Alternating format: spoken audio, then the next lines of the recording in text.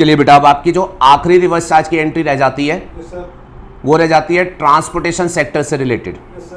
तो transportation sector में जो ट्रांसपोर्टेशन ऑफ गुड्स का काम होता है, ध्यान में रखिएगा, पैसेंजर्स की बात नहीं कर रहा, ट्रांसपोर्टेशन ऑफ गुड्स का जो काम होता है उस सेक्टर में उन्होंने एक रिवर्स चार्ज की एंट्री जो है वो बनाई हुई है, जिसमें उन्होंने क्या रखा है कि ट्रांसपोर्टेशन ऑफ गुड्स कभी अगर जीटीए के द्वारा किया जाएगा तो उसमें रिवर्स चार्ज जो होगा वो अप्लाई होगा।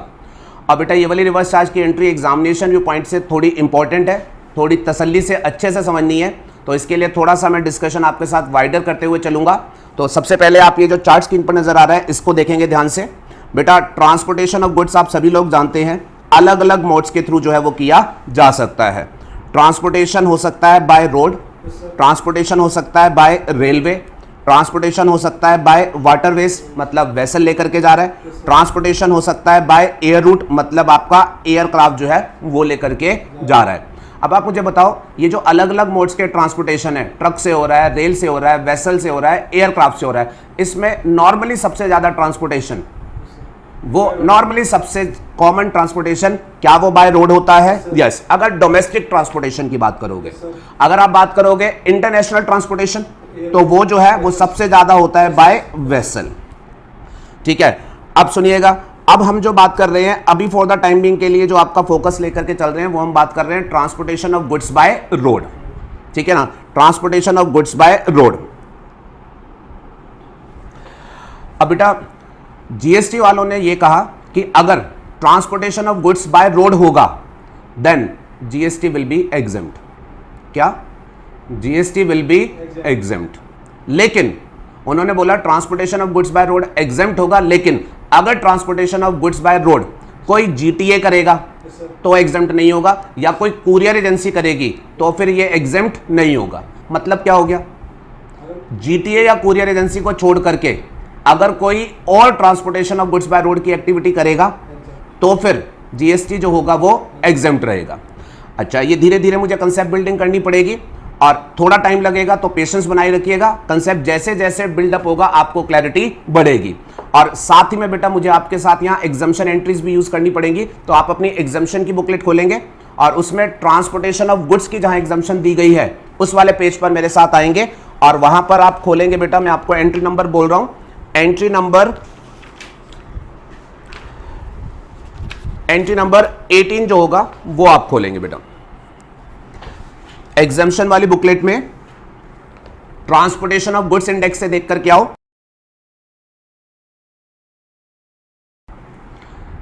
मिल गया सबको? अब आपके सामने यहां लिखी हुई है एंट्री नंबर 18। चलिए बेटा पढ़ते हैं, क्या कह रही है entry number 18? Services by way of transportation of goods. क्या? ट्रांसपोर्टेशन ऑफ गुड्स की जो सर्विस है वो दी जा रही है, point number A, by road दी जा रही है। उन्होंने क्या कहा? एग्जेम्प्ट कर दिया, लेकिन आगे क्या लिखा? Except the services of a goods transport agency या फिर अ कुरियर एजेंसी। बस। अब बेटा इस एंट्री के हिसाब से ट्रांसपोर्टेशन ऑफ गुड्स अगर बाय रोड किया जाएगा, भाई साहब transportation of goods by road अगर किया जाएगा तो वो जीएसटी से एग्जेम्प्ट है। लेकिन कब एग्जेम्प्ट नहीं है? जीटीए अगर कर रही है तो एग्जेम्प्ट नहीं है, कुरियर एजेंसी कर रही है तो एग्जेम्प्ट नहीं है। अब ऑब्वियस सी बात है, अब आप कहोगे सर क्या मतलब है इसका? तो बेटा जीटीए की सर्विस एग्जाम नहीं है तो आपको क्या अंडरस्टैंडिंग चाहिए? जीटीए की। कुरियर एजेंसी की सर्विस एग्जाम नहीं है तो आपको क्या अंडरस्टैंडिंग चाहिए? कुरियर एजेंसी की। अच्छा, अब जब इस एग्जामिशन नोटिफिकेशन ने कहा कि जीटीए और कुरियर एजेंसी की सर्विस एग्जेम्प्ट नहीं है, तो इन्होंने जीटीए का क्या मतलब होता है और कुरियर एजेंसी का क्या मतलब होता है वो इन्होंने साथ में बताया कि भाई इन लोगों की सर्विस हम एग्जाम नहीं कर रहे, इनसे हमारा क्या मतलब होगा। तो नीचे देखिएगा एग्जामिशन नोटिफिकेशन ने इनकी डेफिनेशन दी। जीटीए पढ़ो बेटा। GTA means any person who provides service in relation to transport of goods by road and issues consignment note by whatever name called। emphasis लेना है बेटा। GTA का मतलब क्या है? आराम से, जल्दबाजी नहीं, और मैं बोल रहा हूं इसमें आपको कंसेप्ट बिल्डिंग में थोड़ा टाइम लगेगा, वर्थ होगा। GTA का मतलब है एनी पर्सन, मतलब कोई भी person, individual, partnership, firm, company, कोई भी। GTA का मतलब है एनी पर्सन जिसकी सर्विस क्या है? Transport of goods by road. ठीक है जी, लेकिन अगली बात बड़ी स्पेशल है, वो transport of goods by road करता है एंड वो क्या इशू करता है? consignment note by whatever name called. Now बेटा GTA वो आदमी है जो गुड्स का ट्रांसपोर्टेशन करता है एंड साथ में ट्रांसपोर्टेशन करते टाइम वो क्या इशू करता है, कंसाइनमेंट नोट। इससे क्या मतलब है, अब सुनिएगा। मान लीजिए ए बी के पास गुड्स भेजना चाहता है, तो ये गया एक ट्रांसपोर्टर के पास, अटेंशन से सुनना, क्योंकि ये आपको आज मैं वो समझाऊंगा जो बहुत कम क्लैरिटी से लोग समझते हैं। अब ये जो ट्रांसपोर्टर है, मान लो मैं इसको नाम देता हूं एक्स। अब बेटा जब ये ए इस ट्रांसपोर्टर के पास गया तो इसने ट्रांसपोर्टर से बोला मैंने कुछ गुड्स जो हैं वो बी को बेचे हैं और मैंने उसको उसके घर पर डिलीवरी देने की कॉन्ट्रैक्ट करी है। तो आपको क्या काम करना है, आपको मेरे यहाँ से गुड्स लेकर के उसके यहाँ जो है वो डिलीवर करने हैं। तो ट्रांसपोर्टर कहता है जी कोई बात नहीं है, मैं आ जाऊँगा आपके यहाँ से गुड्स पिक करने के लिए। अब सुनना ध्यान से, अब ट्रांसपोर्टर बेटा इसके यहाँ गुड्स पिकअप करने जाता है और ये पर्सन क्या करता है, इसने अपना वो गुड्स जो हैं वो रेडी करके रखे हुए हैं, वो इसको जो है वो हैंड ओवर कर देता है। अच्छा, अब थोड़ी सी लैंग्वेज बोलो। ए माल भेज रहा है तो ए को मैं कंसाइनर बोल दूं, और बेटा माल बी को भेजा जा रहा है, वो माल रिसीव करेगा, उसको क्या बोल दूं, कंसाइनी। और बेटा ये जो माल भेजा जा रहा है इसको क्या मैं बोल दूं, कंसाइनमेंट। लैंग्वेज क्लियर है? यस। अब जब ये ट्रांसपोर्टर ए के पास जाएगा तो ए इसे ये कंसाइनमेंट हैंड ओवर करेगा, ये गुड्स है। और बेटा जब ये ट्रक वाला इन गुड्स की डिलीवरी लेगा तो क्या ट्रक वाला इन गुड्स की डिलीवरी लेते टाइम ए को कोई डॉक्यूमेंट देगा? भाई आप अगर किसी भी ट्रांसपोर्टर को गुड्स हैंड ओवर कर रहे हो तो क्या वो आपको कोई रिसीट वगैरह देगा? यस। वो जो रिसीट है वो टेक्निकली है कंसाइनमेंट नोट। वो क्या है, कंसाइनमेंट नोट। अब बेटा इसको journal language of the trade में बिल्टी बोला जाता है। आई एम श्योर आपने बिल्टी वर्ड जरूर सुन रखा होगा, ठीक है। तो अब जब भी एक ट्रांसपोर्टर ट्रांसपोर्ट करता है, आप जब उसे कंसाइनमेंट हैंड ओवर करते हो तो वो आपको एक एक्नॉलेजमेंट रिसीट कि हाँ उसने वो गुड्स रिसीव कर लिए हैं, आपको वो एक्नॉलेजमेंट रिसीट देता है, जिसको हम बोलते हैं कंसाइनमेंट नोट। और अगर उसको कमर्शियल लैंग्वेज में बोलूं तो मैं क्या बोलता हूं, बिल्टी। ठीक है बेटा, इस कंसाइनमेंट नोट में पता है वो आपको क्या लिख करके देगा, ये आपको बताएगा आपने हमें इतने पैकेट्स हैंड ओवर किए और आपने एज अ कंसाइनर हमें ये माल दिया है और आपने बताया है कि हमें इस कंसाइनी के पास ये पैकेट जो है वो हैंड ओवर करने हैं।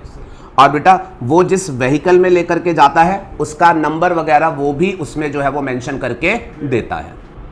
Are you okay with this? Yes. और प्लीज ध्यान में रखिएगा, अब ये जो ट्रक वाला है ये क्या कर रहा है, transportation of goods by road.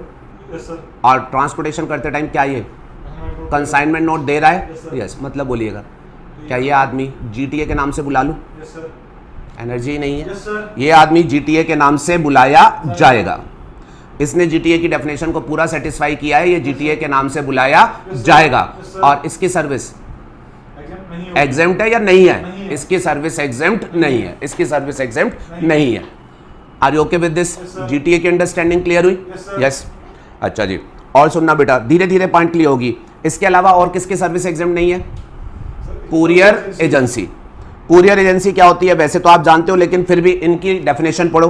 Courier agency means, पढ़ो बेटा और ऐसे इंफेसिस दूंगा, एनी पर्सन, मतलब ए पार्टनरशिप फर्म कंपनी कुछ भी, any person engaged in door to door transportation of time sensitive document goods or articles utilising the service of a person either directly or indirectly to carry or accompany such document goods or article.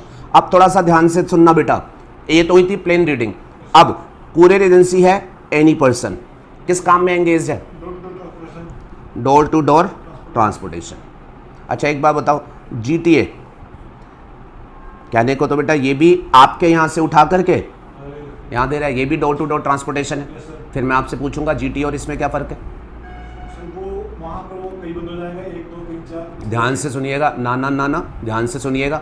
GTA वाला भी आपके यहाँ से उठा करके वहाँ पर छोड़ सकता है, लेकिन नॉर्मली बेटा GTA वाला जब आपके यहाँ से गुड्स उठा के वहाँ छोड़ेगा तो वो जो गुड्स होंगे वो टाइम सेंसिटिव होंगे, जहाँ आपको टाइम बचाना है और गुड्स जल्दी पहुँचाने हैं, या वहाँ टाइम नॉर्मली आप जब ट्रक वगैरह से माल भेजते हो तो प्रॉपर टाइम लगता है, प्रॉपर टाइम लगता है। अब कुरियर एजेंसी की डेफिनेशन आगे बढ़ाओ। कुरियर एजेंसी की डेफिनेशन क्या कह रही है? कुरियर एजेंसी वो डोर टू डोर ट्रांसपोर्टेशन करते हैं, लेकिन किस चीज़ का? Time sensitive document, goods or articles. मतलब आप समझना, भेजने वाले को जो गुड्स, आर्टिकल्स या डॉक्यूमेंट्स भेजने हैं वो टाइम सेंसिटिव है, मतलब भेजने वाले के एंगल से टाइम एक प्रायोरिटी फैक्टर है और वो चाहते हैं जल्दी से जल्दी चला जाए। अब ट्रांसपोर्टर के थ्रू भेजेगा, नॉर्मल ट्रांसपोर्टर ट्रक वाला, वहां टाइम ज़्यादा लगेगा। तो उसने क्या कहा, आप किसके पास चले जाओ? कुरियर, और कुरियर वाले आपको फटाफट डिलीवरी दे देते हैं ना। यस, तो उस एंगल से ये कह रहे हैं जी, कुरियर एजेंसी में मेन एलिमेंट क्या आ जाएगा? टाइम सेंसिटिव चीज़ें उसके थ्रू जो है वो भेजी जाती है। और जनरली कुरियर वाला, बेटा आगे भी पढ़ो, कुरियर वाला जब आपसे सामान लेकर के जाता है तो वो जब वो सामने हैंडओवर करता है तो वो किसकी सर्विस को यूटिलाइज करता है? किसी पर्सन, कुरियर बॉय आता है ना आपको हैंडओवर करने के लिए, utilising the service of a person either directly or indirectly to carry or accompany such document, goods or articles. इसको पहले एक बात सिंपल से समझो, अगर आपने अमेजोन से कोई ऑर्डर बुक किया तो कुरियर से आता है या जीटीए लेके आता है? कुरियर से आता है। क्यों? आप जब ऑर्डर बुक करते हो आप क्या चाहते हो? जल्दी चाहिए, वेट कर ही नहीं सकते, तो माल किससे भेजता है सप्लायर? कुरियर से। तो कुरियर वाले में एसेंशियल एलिमेंट क्या है? टाइम सेंसिटिव चीज है, जबकि जीटीए में वो टाइम वाले के ऊपर इंफेसिस नहीं है भाई, वो तो अपना नॉर्मल कोर्स में चलेगा। बात क्लियर होती है? यस। और डेफिनेशन में और डिफरेंस देखिएगा बेटा, अगर आपने कोई चिट्ठी भेजनी है, चिट्ठी, सिर्फ चिट्ठी, तो मुझे बताना, ट्रांसपोर्टर के पास जाके जाओगे या चिट्ठी दे आना? नहीं, तो किससे भेजोगे? कुरियर से। और डेफिनेशन में जरा इंफेसिस लीजिएगा, जीटीए क्या काम करता है? गुड्स का ट्रांसपोर्टेशन, और courier agency document, goods or articles. और आप जानते हैं दोनों में फर्क तो होता ही है। अच्छा, जब आप कुरियर कंपनी के पास कोई कुरियर हैंडओवर करते हैं, भाई ये पैकेट है, तो बेटा वो कुरियर कंपनी वाला आपको वो पैकेट लेते टाइम एक रिसीट, डॉकेट नंबर दे देता है ट्रैक करने के लिए। यस और नो? यस। बट वो टाइम सेंसिटिव चीजें ले जा रहे हैं तो उसको आप जीटीए नहीं बोलेंगे, उसको आप क्या बोलेंगे? Courier agency. आपको मैं बता देना चाहता हूं मैं इतनी मेहनत क्यों कर रहा हूं। जीटीए और कुरियर एजेंसी का डिफरेंस जब तक आपको क्लियर नहीं होगा तब तक आपको बड़ी दिक्कतें आएंगी। दिक्कतें इसलिए आएंगी बेटा क्योंकि जीटीए के काम के ऊपर रिवर्स चार्ज है, जबकि कुरियर एजेंसी के काम के ऊपर रिवर्स चार्ज नहीं है। आप इस डेफिनेशन को हल्के में मत लीजिएगा, आपको डिफरेंस जो है वो क्लियर होना चाहिए।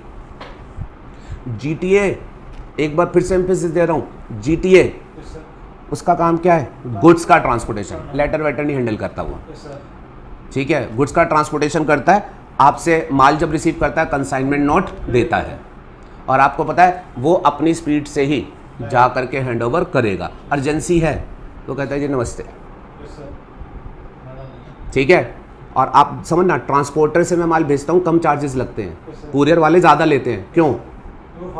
फास्ट डिलीवरी देते हैं वो, तो उसी चीज़ के टाइम सेंसिटिव की वजह से जो है वो आपसे ज़्यादा चार्जेस लेते हैं। Are you okay with this? और मैं आपको बताऊं, जब आप किसी कुरियर वाले से बात करेंगे तो कुरियर वाला आपसे पूछ भी लेता है बहुत ज़्यादा अर्जेंट है तो फिर बाय एयर भेजता हूँ। यस और नो? आपसे कोई ट्रांसपोर्टर ये थोड़ी ना पूछेगा, ट्रांसपोर्टर क्या बोलेगा? मैं तो जो ले जाऊंगा वो ट्रक से ही लेकर के जाऊंगा बाय रोड। आप देख लो बहुत अर्जेंसी है तो फिर कुरियर एजेंसी से आप बात करो।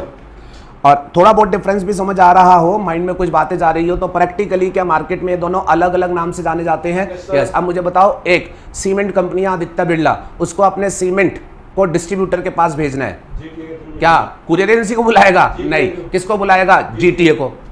तो आप लोगों को वेल डिमार्केटेड पता है कि दोनों का अपना अपना डोमेन है। अच्छा, अब ये बताओ, जीटीए की सर्विस भी एग्जेम्प्ट नहीं है, कुरियर एजेंसी की सर्विस भी एग्जेम्प्ट नहीं है, लेकिन फर्क क्या ध्यान में रखना है? जीटीए वाले पर आरसीएम है, कुरियर वाले पर कोई आरसीएम नहीं है। पक्का क्लियर है? यस। अब आपको मैं क्वेश्चन दूंगा और आप मुझे बताना कि अब जो मैं सिचुएशन दे रहा हूं इसमें जिस सप्लायर को हम हायर कर रहे हैं वो जीटीए या कुरियर एजेंसी क्या है। मैं आपको सिचुएशन दे रहा हूं और आप मुझे बताना, आप अपनी नॉलेज को अप्रिशिएट करना। बेटा मिस्टर ए है, सुनना बेटा ध्यान से, मिस्टर ए है और बेटा इन्होंने क्या करना है, इन्होंने अपना ना एक घर है पुराना, इसको डिमोलिश करवाना है, यहाँ नया बनवाना चाहते हैं, ठीक है, डिमोलिश करवाना है। तो बेटा डिमोलिश कराने के लिए इन्होंने किसी कॉन्ट्रैक्टर से बात करी, कॉन्ट्रैक्टर ने बहुत पैसे बताए तो इन्होंने कॉन्ट्रैक्टर को मना कर दिया। इन्होंने क्या किया, चौक से 2 लेबर पकड़ी और उनको कहा कि भाई ये लो घर तोड़ दो, पैसे दे दिए उनको, घर टूट गया। अब ये जो मलबा है बेटा, ये मलबा क्या कहीं फिकवाना पड़ेगा? यस। अब ए ने उस मलबे को फिकवाने के लिए वाई को बुलाया और वो बेटा अपना व्हीकल लेकर के आ गया, मलबा लेकर के जाएगा और फेंक करके आएगा। अब आप जब उसे मलबा हैंड ओवर करोगे तो बेटा आप उससे कहोगे भाई पहले तो मुझे दे बिल्टी। हंसने वाली बात नहीं, मैं टेक्निकल ले जाऊंगा बात को। आप क्या बेटा, वो जब मलबा ये लेकर के जाएगा तो क्या वो आपको कोई बिल्टी विल्टी देने वाला है? Answer is no. अच्छा पहले एक बात बताओ, ये जो मलबा वाला है क्या ये कुरियर एजेंसी है? नो, कुरियर एजेंसी तो कतई नहीं है। अच्छा ये जीटीए भी नहीं है, बताओ क्यों?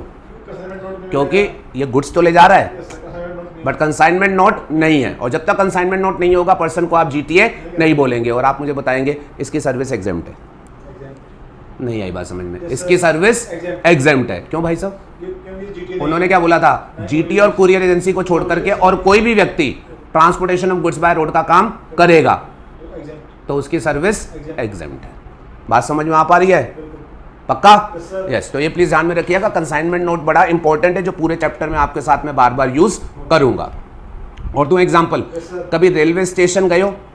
रेलवे स्टेशन गए हो, अब आप प्लेटफॉर्म पर, लेट्स सपोज लगेज बहुत भारी है तो कुली आ जाते हैं आपसे पूछने के लिए, और कुली बेटा आपका सामान लेने के बदले में आपसे चार्जेस ले लेते हैं। बताएं मुझे, कुली क्या ट्रांसपोर्टेशन ऑफ गुड्स करके दे रहा है आपको? कुली आपका लगेज कैरी कर रहा है, क्या वो ट्रांसपोर्टेशन ऑफ गुड्स करके दे रहा है? यस। कंसाइनमेंट नोट आता है कहीं? नहीं आता। मतलब बोलिएगा, वो कोई जीटीए नहीं है, वो कोई कुरियर एजेंसी नहीं है। बोलो, उसकी सर्विस क्या एग्जेम्प्ट है? यस। प्लीज ध्यान से, are you okay with this? तो ये आपको ध्यान में रखना है। अब एक बार के लिए जरा मेन बुक के पेज पर आते हैं। Transportation of goods by road, इस पर फोकस ले रहा हूं बेटा। Transportation of goods by road, इसमें आप क्या ध्यान में रखेंगे? ये ट्रांसपोर्टेशन करने वाला व्यक्ति या तो होगा जीटीए, या फिर होगा कुरियर एजेंसी, या फिर होगा अदर्स, या फिर होगा अदर्स। और अदर्स में बेटा ये कुली की इमेज ध्यान रह जाएगी, ये मलबा फेंकने वाली इमेज ध्यान में रह जाएगी, और बेटा ये बैलगाड़ी वगैरह इससे भी ट्रांसपोर्टेशन होते हैं, बट क्या कोई कंसाइनमेंट नोट होता है? नो। तो ये जितने भी अदर्स हैं इनका जीएसटी में क्या स्टेटस है? जीएसटी एग्जेम्प्ट है। Entry number 18। Are you okay with this? ये सारे जो हैं ये वाले तो जीएसटी एग्जेम्प्ट कर दिए गए। अब बात रह गई जीटीए और कुरियर एजेंसी की। तो एक बार फिर से दोहराओ, जीटीए हम किसको बोलते हैं? जीटीए हम किसको बोलते हैं? जो गुड्स लेकर के जाएगा बाय रोड और साथ में क्या देगा? कंसाइनमेंट नोट, वो हमारा जीटीए है। इसकी सर्विस एग्जेम्प्ट नहीं है। यहाँ जीएसटी पेबल रहेगा और यहाँ पर साइड में लिख लीजिएगा, यहाँ पर हम आरसीएम की स्टोरी का आगे इवेल्युएट भी करेंगे।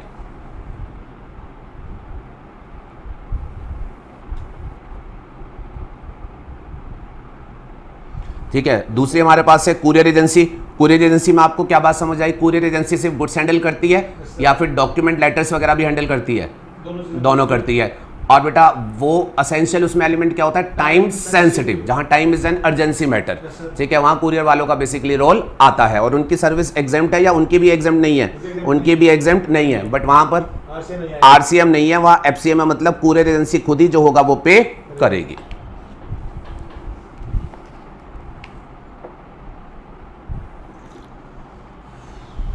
यहां तक बात समझ आई? First art is clear? अब हमें जीटीए को लेकर के और बातें समझनी है क्योंकि हमारा फोकस क्या है? आरसीएम। ठीक है जी। तो एक बार के लिए आगे बढ़ने से पहले एक बार फिर से दोहरा दे, जीटीए कौन है? कोई भी एंटिटी जिसका काम क्या है? Transportation of goods by road, but special consignment note issue करके वो ट्रांसपोर्टेशन का काम करती है। अब नेक्स्ट पेज पर आओ। नेक्स्ट पेज पर मैंने टाइटल दिया, क्या टाइटल दिया? Identification of GTA. जीटीए कैसे पहचानेंगे? और मैंने लिखा note every road transporter is GTA. क्यों? मैंने क्या, कंसाइनमेंट नोट होगा तो आप जीटीए बनेंगे, अदरवाइज नहीं बनेंगे। क्लियर है? अब जैसे ये सिचुएशन देखो बेटा, रिलायंस कंपनी है और ये अपने गुड्स ट्रांसपोर्ट करवा रही है। तो हमारे पास ये है श्रीराम ट्रांसपोर्ट कंपनी। ठीक है। अब श्रीराम ट्रांसपोर्ट कंपनी रिलायंस के लिए ट्रांसपोर्टेशन ऑफ गुड्स का काम करती है। और बेटा ये जब रिलायंस के यहाँ से गुड्स उठाते होंगे तो विजुलाइज करो, बिल्टी प्रॉपर देते होंगे। Yes, bilty is your consignment note. ठीक है ना? तो बोलिएगा श्रीराम ट्रांसपोर्ट कंपनी, इसको क्या मैं जीटीए का स्टेटस दे दूंगा? मजा नहीं आ रहा? यस। और मतलब बोलिएगा जीएसटी एग्जेम्प्ट है या जीएसटी पेबल है? जीएसटी पेबल है। आरसीएम की स्टोरी अभी आगे आपने समझनी है, ठीक है। अभी पहले जीएसटी पेबल है, आरसीएम का इवैल्यूएशन अभी दुख के कराऊंगा, ठीक है बेटा। अब एक बार बताओ, ये जो कंपनी है बेटा, इसने रिलायंस के साथ कॉन्ट्रैक्ट कर रखा है ट्रांसपोर्टेशन का, रेगुलर बेसिस पर उसके लिए ट्रांसपोर्ट करती है। अब बेटा काम रिलायंस का बढ़ जाता है तो श्रीराम के ऊपर क्या प्रेशर आएगा?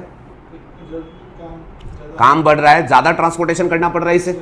अब ज्यादा ट्रांसपोर्टेशन करना पड़ रहा है, ट्रक इसके पास कम है, तो ये क्या कर सकती है? किसी और से ट्रक किराए पे ले सकती है, और वो रेंटिंग एग्जेम्प्ट है, पढ़ा आपने? चलो अच्छा, इसके अलावा बेटा क्या ये भी काम कर सकती है कि बैकएंड पर इसे कोई ट्रांसपोर्टर मिल जाए जिनका अपना मान लो एक आधा ट्रक हो और वो इनके साथ काम करने में इंटरेस्टेड हो। यस, तो अब मैं कह रहा हूँ, मान लीजिए इसको बैकएंड पर एक पर्सन मिला जिसका अपना एक ट्रक है। अब श्रीराम ट्रांसपोर्ट वाले ने, क्योंकि काम का प्रेशर था रिलायंस की तरफ से, तो इसने इसके साथ कॉन्ट्रैक्ट किया और इसको बोला कि भाई मैं तुझे बता दूंगा, मेरे कहने पर तुझे रिलायंस के वहां से जो है वो माल उठा करके जाना है। अब आप थोड़ा सा सोच के बोलिएगा, अब रिलायंस ने काम किसको दे रखा है? श्रीराम ट्रांसपोर्ट को। श्रीराम ट्रांसपोर्ट इसको माल उठाने के लिए भेजेगा, बिल्टी कौन काटेगा? बिल्टी ये वाला आदमी काटेगा या श्रीराम ट्रांसपोर्ट काटेगा? श्रीराम ट्रांसपोर्ट काटेगा। मतलब ये वाला आदमी ट्रांसपोर्ट तो कर रहा होगा लेकिन बिल्टी नहीं काट रहा होगा, मतलब ये जीटीए नहीं है, और इसका मतलब इसकी सर्विस एग्जेम्प्ट है। इसका मतलब इसकी सर्विस एग्जेम्प्ट है। और देखो बेटा, उन्होंने एक क्लैरिफिकेशन दे रखी है, सीबीआईसी ने क्या कहा, पढ़ो। इंडिविजुअल ट्रक ओनर या फिर tempo operator who do not issue any consignment note are not covered within the meaning of the term GTA. Supply of transportation service by them stands exempted by entry number 18. Are you comfortable with the clarification? Yes. तो अच्छा, और सुनो, अगर ऐसे कोई individual truck owner Shriram transport वाले को नहीं मिलते हैं, मिल गए तो बढ़िया बात है, उनकी मदद ले लेगा। नहीं मिलते हैं तो क्या ये किसी दूसरी ट्रांसपोर्ट कंपनी को भी सब कॉन्ट्रैक्ट कर सकता है? यस। अब मान लीजिए हमने डायग्राम में दिखाई आपको, एक दूसरी ट्रांसपोर्ट कंपनी है, नवाता ट्रांसपोर्ट कंपनी। जैसे श्रीराम वैसे ही ये भी है, और ये अदानी के लिए काम करती है, और अगेन जब उसका माल उठाती है तो कंसाइनमेंट नोट इशू करके उठाती है, तो ये भी हमारा क्या है? जीटीए। लेकिन मैं अब आपको सिचुएशन ये दे रहा हूं बेटा, श्रीराम ट्रांसपोर्ट कंपनी के पास रिलायंस का काम बढ़ा, तो उस काम को मैनेज करने के लिए इसने नवाटा से बात करी, और नवाटा से कहा कि यार देखो, मेरे को ज़रूरत है, अगर तुम आजकल खाली हो तो कुछ काम मैं तुम्हें सब कॉन्ट्रैक्ट कर देता हूँ। नवाटा बोला कोई दिक्कत नहीं है जी, हम कर लेंगे आपके लिए। और मुझे बता दो, अब नवाटा श्रीराम ट्रांसपोर्ट कंपनी को सर्विस देगा, इससे पैसे भी लेगा, लेकिन जब ये रिलायंस का माल उठाने जाएगा, बिल्टी कौन बनाएगा? श्रीराम ही बनाएगा। मतलब ये भी जीटीए नहीं है, मतलब इसने जो श्रीराम ट्रांसपोर्ट को काम करके दिया, this will be exempt vide entry number 18। Are you comfortable? तो अल्टीमेटली जो आदमी ट्रांसपोर्ट करेगा और उस ट्रांसपोर्ट की बिल्टी भी काटेगा, क्या ट्रांसपोर्ट करेगा बाय रोड और उसकी बिल्टी भी काटेगा, वही जीटीए होगा, वही जीटीए होगा। चल सकता हूं आगे? यस। तो बेटा, once the understanding of GTA is clear, तो अब जीटीए की सर्विस पर क्या है हमारे पास? Reverse charge. तो अब रिवर्स चार्ज स्पेसिफिक डिस्कशन आपके साथ चलेगा। बेटा इन जनरल जब भी हम बात करते हैं कि किसी सर्विस पर रिवर्स चार्ज है, तो रिवर्स चार्ज का बेसिकली मतलब ये होता है कि रेसिपिएंट जो होगा उसको जीएसटी जो है वो पे करना है। अब जीटीए की सर्विस पर जब रिवर्स चार्ज है और रेसिपिएंट जीएसटी पे करेगा, तो बेटा उस रिवर्स चार्ज के लिए सबसे पहले आपको एक एडिशनल मेहनत जो करनी है वो जीटीए की सर्विस का रेसिपिएंट कौन होता है उसको समझने में करनी है। सर रेसिपिएंट को समझने में क्या मेहनत करनी? रेसिपिएंट तो सिंपल है, जो भी जीटीए की सर्विस ले रहा है। बेटा आप बात ठीक कह रहे हो, लेकिन जब इसको आप प्रैक्टिकली अप्लाई करते हो तो कई बार कंफ्यूजन हो जाती है। किस तरीके की कंफ्यूजन? वो बेटा इस नीचे वाले चार्ट के पोर्शन से आप समझना। मान लीजिए बेटा हमारे पास ये एक कंसाइनर है जो कि गुड्स भेज रहा है, और इस व्यक्ति के पास गुड्स भेज रहा है कंसाइनी, ठीक है। तो ये कंसाइनर इस कंसाइनी के पास गुड्स भेज रहा है, और बेटा इस कंसाइनमेंट का ट्रांसपोर्टेशन जो है वो हैंडल किया जा रहा है बाय जीटीए। अब बेटा इस जीटीए को बुक कौन करेगा, आप मुझे बताओ? जीटीए को कंसाइनर बुक करेगा या कंसाइनी बुक करेगा? दोनों में से कोई भी कर सकता है। बहुत अच्छा आपने जवाब दिया बेटा, सिंपल सी बात है। कंसाइनर जो है वो जीटीए के पास जा सकता है ये कह करके कि भाई साहब आपको मेरे लिए ये गुड्स यहां से पिक करके कंसाइनी को डिलीवर करने हैं, मुझे आप इनवॉइस देना, आपका फ्रेट मैं पे करूंगा। और अगर ऐसा है तो जीटीए बेटा वो किसको सर्विस दे रहा है? कंसाइनर को। कंसाइनर ने उसे बुक किया, कंसाइनर उसे फ्रेट पे कर रहा है, तो वो किसको सर्विस दे रहा है? कंसाइनर को। रेसिपिएंट कौन हो गया? कंसाइनर। रिवर्स चार्ज एप्लीकेबल हुआ तो किसके ऊपर जाएगा? कंसाइनर। बट बेटा कई बार ऐसा भी हो सकता है कि कंसाइनी जीटीए को बुक करे और वो जीटीए को ये बोले आपको मेरे लिए उस पर्सन के वहां से गुड्स उठा करके मेरी प्रीमाइस पर छोड़ने हैं। इस केस में जीटीए को कौन बुक करेगा? कंसाइनी। और बेटा जीटीए अपना इनवॉइस किसको देगा? कंसाइनी। कंसाइनी इसको पे करेगा, यस। तो who is the recipient? Consignee. Reverse charge applicable हुआ तो फिर कंसाइनी को जो होगा वो पे करना पड़ेगा। ठीक है बेटा, तो ब्रॉडली पहले तो मैंने आपको ये समझा दिया, कंसाइनर भी रेसिपिएंट हो सकता है और कंसाइनी भी रेसिपिएंट हो सकता है। जो भी इसे बुक कर रहा है और जो इसे पे करेगा वो बेसिकली इसकी सर्विस का रेसिपिएंट है। अब बेटा कई बार क्या होता है कि ये जो कंसाइनर है इसने कंसाइनी को गुड्स बेचे, ठीक है, और बेटा कंसाइनर ने कंसाइनी को जब गुड्स बेचे तो उसमें उसने कंसाइनी को कहा कि भाई मैं गुड्स अपने फैक्ट्री गेट पर दूंगा, इससे आगे गुड्स का ट्रांसपोर्टेशन अरेंज करना कंसाइनी तुम्हारी जिम्मेवारी रहेगी। अब कंसाइनी ने कंसाइनर से कहा जी ठीक है आप अपना प्राइस लो, गुड्स जो होगा उसका ट्रांसपोर्टेशन मैं अरेंज कर लूंगा। बेटा कंसाइनी ने अरेंज करने की कोशिश करी लेकिन कर नहीं पाया, तो उसने कंसाइनर को फोन किया, उसने बोला सर क्या आप मेरे लिए ट्रांसपोर्टेशन अरेंज कर सकते हो? जीटीए आप बुक करके माल मेरे पास भेज दो, जो भी फ्रेट होगा वो पे कर देना, लेकिन मैं आपको जो होगा वो पूरा पैसा दे दूंगा। और बेटा कंसाइनी ने जब रिक्वेस्ट करी तो कंसाइनर ने उसकी रिक्वेस्ट के बेस पर जीटीए बुक किया और जीटीए को कहा कि भाई तुझे ये गुड्स लेकर के जाने हैं, ये मेरे कंसाइनी की रिक्वेस्ट है और तू अपना इनवॉइस कंसाइनी के नाम का बनाइयो, पेमेंट तुझे माल ले जाते टाइम मैं अपनी जेब से कर दूंगा, बाद में कंसाइनी मुझे दे देगा। अब मुझे बताइएगा जीटीए को फ्रेट किसने दिया? कंसाइनर ने। पेमेंट कहां से मिली? कंसाइनर से। जीटीए ने लेकिन इनवॉइस किसके नाम का बनाया? कंसाइनी। क्यों? क्योंकि कंसाइनर ने कहा था कि तुम इनवॉइस उसके नाम का बनाना, एक्चुअल में ये उसके लिए तुम ट्रांसपोर्टेशन कर रहे हो, ये तो क्या है वो दूसरी जगह है, तो मैं तुम्हें माल ले जाते टाइम अपनी जेब से पैसा दे रहा हूं जो कि उससे रिम्बर्स मिल जाएगा, तो मैं तुम्हें पे तो कर रहा हूं लेकिन एक्चुअल में मैं लायबल टू पे नहीं हूं। लायबल टू पे कौन है? कंसाइनी। ठीक है ना, तुम बिना पेमेंट के माल उठाओगे नहीं, तो मैं तुम्हें अपनी जेब से पेमेंट कर रहा हूं, लायबल टू पे वो है, मैं उससे रिम्बर्समेंट जो होगा वो ले लूंगा। बेटा इस केस में अब रेसिपिएंट जो होगा वो कंसाइनी को ट्रीट किया जाना चाहिए क्योंकि जीटीए ने इनवॉइस उसी के नाम का बनाया है। Are you okay with this? Yes. तो बेटा अकॉर्डिंगली ये खास केस हो गया। नॉर्मल तो क्या हो गया? कंसाइनर पे कर रहा है तो कंसाइनर रेसिपिएंट है, कंसाइनी पे कर रहा है तो कंसाइनी रेसिपिएंट है। बट ये मैंने आपको एक स्पेशल सिचुएशन बता दी। और अब फटाफट से जरा नीचे दी गई सिचुएशन को देख लेना। पहला केस, कंसाइनर ने कंसाइनमेंट बुक किया और उसी ने उसको पेमेंट करी, सिंपल केस। तो रेसिपिएंट कौन होगा? कंसाइनर। आरसीएम लगा, कंसाइनर पे करेगा। दूसरा स्पेशल केस, कंसाइनर ने कंसाइनमेंट बुक की, पेमेंट उसने करी बट करी as a pure agent of the recipient that is consignee, and GTA ने इनवॉइस कंसाइनी के नाम का रेज किया है। तो अब रेसिपिएंट कौन है? कंसाइनी। बिकॉज बेटा फ्रेट कंसाइनर के हाथों से मिला है बट लाइबिलिटी किसकी थी? कंसाइनी की। तो रेसिपिएंट वो होगा, आरसीएम उसके ऊपर जाएगा। And the last situation, consignor ने कंसाइनमेंट बुक किया और गुड्स दे दिए और जीटीए को बोला पेमेंट कंसाइनी से ही लेना, डायरेक्ट इनवॉइस उसी को देना, वही पे करेगा। इस केस में तो कोई दिक्कत ही नहीं है। रेसिपिएंट कौन है? कंसाइनी। आरसीएम आया तो कंसाइनी पे करेगा। Are you clear? यस। अब ये जो रेसिपिएंट की अंडरस्टैंडिंग यहां मैंने आपको दी है, ये स्पेसिफिकली आरसीएम के नोटिफिकेशन ने लिख करके एक्सप्लेन करी है कि उन्होंने जब आरसीएम की एंट्री बनाई तो उन्हें पता था कई बार कंफ्यूजन हो सकती है, तो उन्होंने रेसिपिएंट को खास तौर से लिख करके एक्सप्लेन किया। नेक्स्ट पेज पर बेटा आपकी आरसीएम की एंट्री है।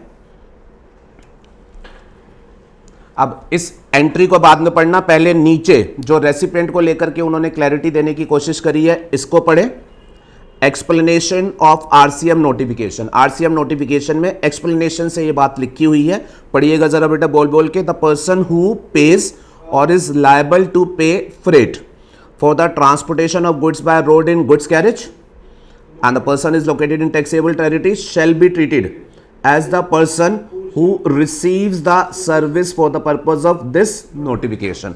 RCM का जब आप नोटिफिकेशन पढ़ेंगे तो किस पर्सन ने सर्विस रिसीव करी है ये ढूंढना पड़ेगा ना.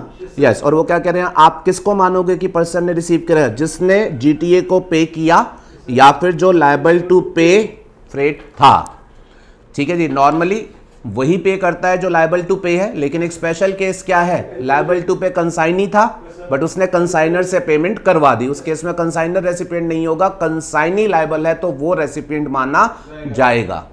Are you okay with this? और रफ सेंस में इसको आप ऐसे याद रख सकते हैं, जीटीए ने बेसिकली जिस आदमी के नाम का इनवॉइस बनाया वो उसकी सर्विस का रेसिपिएंट है, चाहे पेमेंट उसी आदमी से डायरेक्ट हाथों में आई हो या उसके कहने पर कंसाइनर ने वो पेमेंट उसे दी हो. Are you okay with this? चलिए, रेसिपिएंट आपने समझ लिया. अब बेटा हम बात करते हैं आरसीएम की एंट्री की, कि जीटीए की सर्विस पर रिवर्स चार्ज किस तरीके से जो है वो इन्होंने लगाया है. अब बेटा ये जो आरसीएम की एंट्री आप देख रहे हैं, यहां साइड में अगर आप देखें तो आपको लिखा हुआ नजर आएगा अमेंडेड विद इफेक्ट फ्रॉम 18 जुलाई 2022. तो ये जो एंट्री आपके साथ डिस्कशन में है, ये बेटा अभी रिसेंट में ही जुलाई 2022 में जो है वो अमेंड हुई है. मतलब पहले आरसीएम था बट उसमें कोई और बात लिखी थी, अब अमेंडेड एंट्री आपके सामने है. एग्जाम में आपके पास तो वैसे अमेंडेड एंट्री आएगी, लेकिन बेटा ये जो अमेंडेड एंट्री है इसको प्रॉपर सेंस में आप तब समझ पाओगे, तब अप्रिशिएट कर पाओगे जब आपको थोड़ा बहुत बैकग्राउंड अमेंडमेंट से पहले वाला भी पता हो. अमेंडमेंट बेटा मैं आपको बताऊं, जीटीए वाली अमेंडमेंट एक ऐसी अमेंडमेंट है जिसको लोग प्रॉपर्ली अप्रिशिएट नहीं कर पा रहे हैं. वो समझ नहीं पा रहे हैं कि ये अमेंडमेंट क्यों हुई और ये इफेक्टिवली क्या कहना चाह रही है. आप लेकिन उसको समझ पाओगे अगर आप थोड़ा मेरे साथ जो है वो बैकग्राउंड पर थोड़ा सा टाइम दोगे. एंड बिलीव मी, बैकग्राउंड एक बार समझा तो आपको ये चीज बिना मेहनत के लॉजिक्स पर काफी कुछ जो होगी वो याद हो जाएगी. थोड़ी सी टेक्निकल है, मैं ईमानदारी से बता दूं तो आप अटेंशन से सुनना. मैं आपको थोड़ा सा पहले हिस्ट्री बता रहा हूं, अमेंडमेंट से पहले क्या था और फिर क्या अमेंडमेंट हुई, अमेंडेड पोजीशन क्या है, वो फाइनली कंक्लूड करके याद रख लेना. रेडी हो? यस. तो बेटा थोड़ा सा बैकग्राउंड बता रहा हूं आपको, जरा आप ध्यान से सुनना. जुलाई 2022 की अमेंडमेंट से पहले जीटीए सेक्टर बेटा कुछ इस तरीके से ऑपरेट करता था. जीटीए की जो सर्विस थी उसके ऊपर जो जीएसटी में टैक्स रेट लगाई जाती थी, वो बेटा टैक्स रेट, दो टैक्स रेट गवर्नमेंट ने बताई हुई थी, एक 12% एंड एक 5%. ठीक है बेटा. अब गवर्नमेंट ने ये कह रखा था कि जो जीटीए होंगे उनके पास ना दो ऑप्शन होगा, या तो वो अपनी सर्विस पर 12% की रेट से टैक्स पे करें या फिर वो अपनी सर्विस पर 5% की रेट से टैक्स पे करें. आप कहोगे अच्छा सर जीटीए सेलेक्ट करेगा कि 12 देना है या 5, वो तो फिर 5 ही देगा. बेटा तो पूरी बात सुनो, गवर्नमेंट ने कह रखा था अगर 12% की रेट जीटीए सेलेक्ट करेगा तो फिर वो अपने आईटीसी अवेलमेंट का राइट रखेगा, बट अगर वो 5% की रेट सेलेक्ट करेगा तो फिर उसे विदाउट आईटीसी जो होगा वो काम करना पड़ेगा. तो जीटीए को उन्होंने ऑप्शन दे दिया क्या, कि भाई अगर आप अपनी इनवर्ड सप्लाई पर आईटीसी अवेल करके काम करना चाहते हो तो रेट क्या है 12%, और अगर आप उस इनवर्ड सप्लाई का आईटीसी भूल जाते हो, सरेंडर कर देते हो, नहीं लेते हो, तो फिर आपके लिए रेट क्या है 5%. ऑफ कोर्स सी बात है बेटा, आपसे आईटीसी छीन ली है तो आपकी टैक्स रेट उन्होंने कॉरेस्पॉन्डिंगली जो है वो कम कर दी, और जीटीए को अपना खुली चॉइस दे दी कि तुझे इन दोनों में से जो पसंद है उस रेट के हिसाब से तू काम कर ले. अच्छा बेटा, ये तो हो गई टैक्स रेट की बात. अब जरा सुनो, जीटीए के ऊपर जो पुराना आरसीएम वाला सिस्टम था वो क्या था. अब बेटा गवर्नमेंट ने ये क्या रखा था, अगर कोई जीटीए 12% की टैक्स रेट सेलेक्ट करता है, क्या 12% की टैक्स रेट सेलेक्ट करता है, तो उस वाले केस में आरसीएम अप्लाई नहीं होगा, उस वाले केस में एफसीएम चलेगा. मतलब एफसीएम का मतलब जीटीए खुद जो होगा वो टैक्स पे करेगा. यस, दोबारा दोहरा देते हैं बेटा, अगर जीटीए ने 12% की टैक्स रेट सेलेक्ट करी, मतलब उसने आईटीसी लेकर काम करने का डिसीजन लिया, तो आईटीसी लेते हुए काम करेगा. और जब अब ये काम करेगा 12% का टैक्स है और आरसीएम नहीं है, जो भी सप्लाई ऑफ सर्विस वो करेगा उसका खुद वो टैक्स पे करेगा।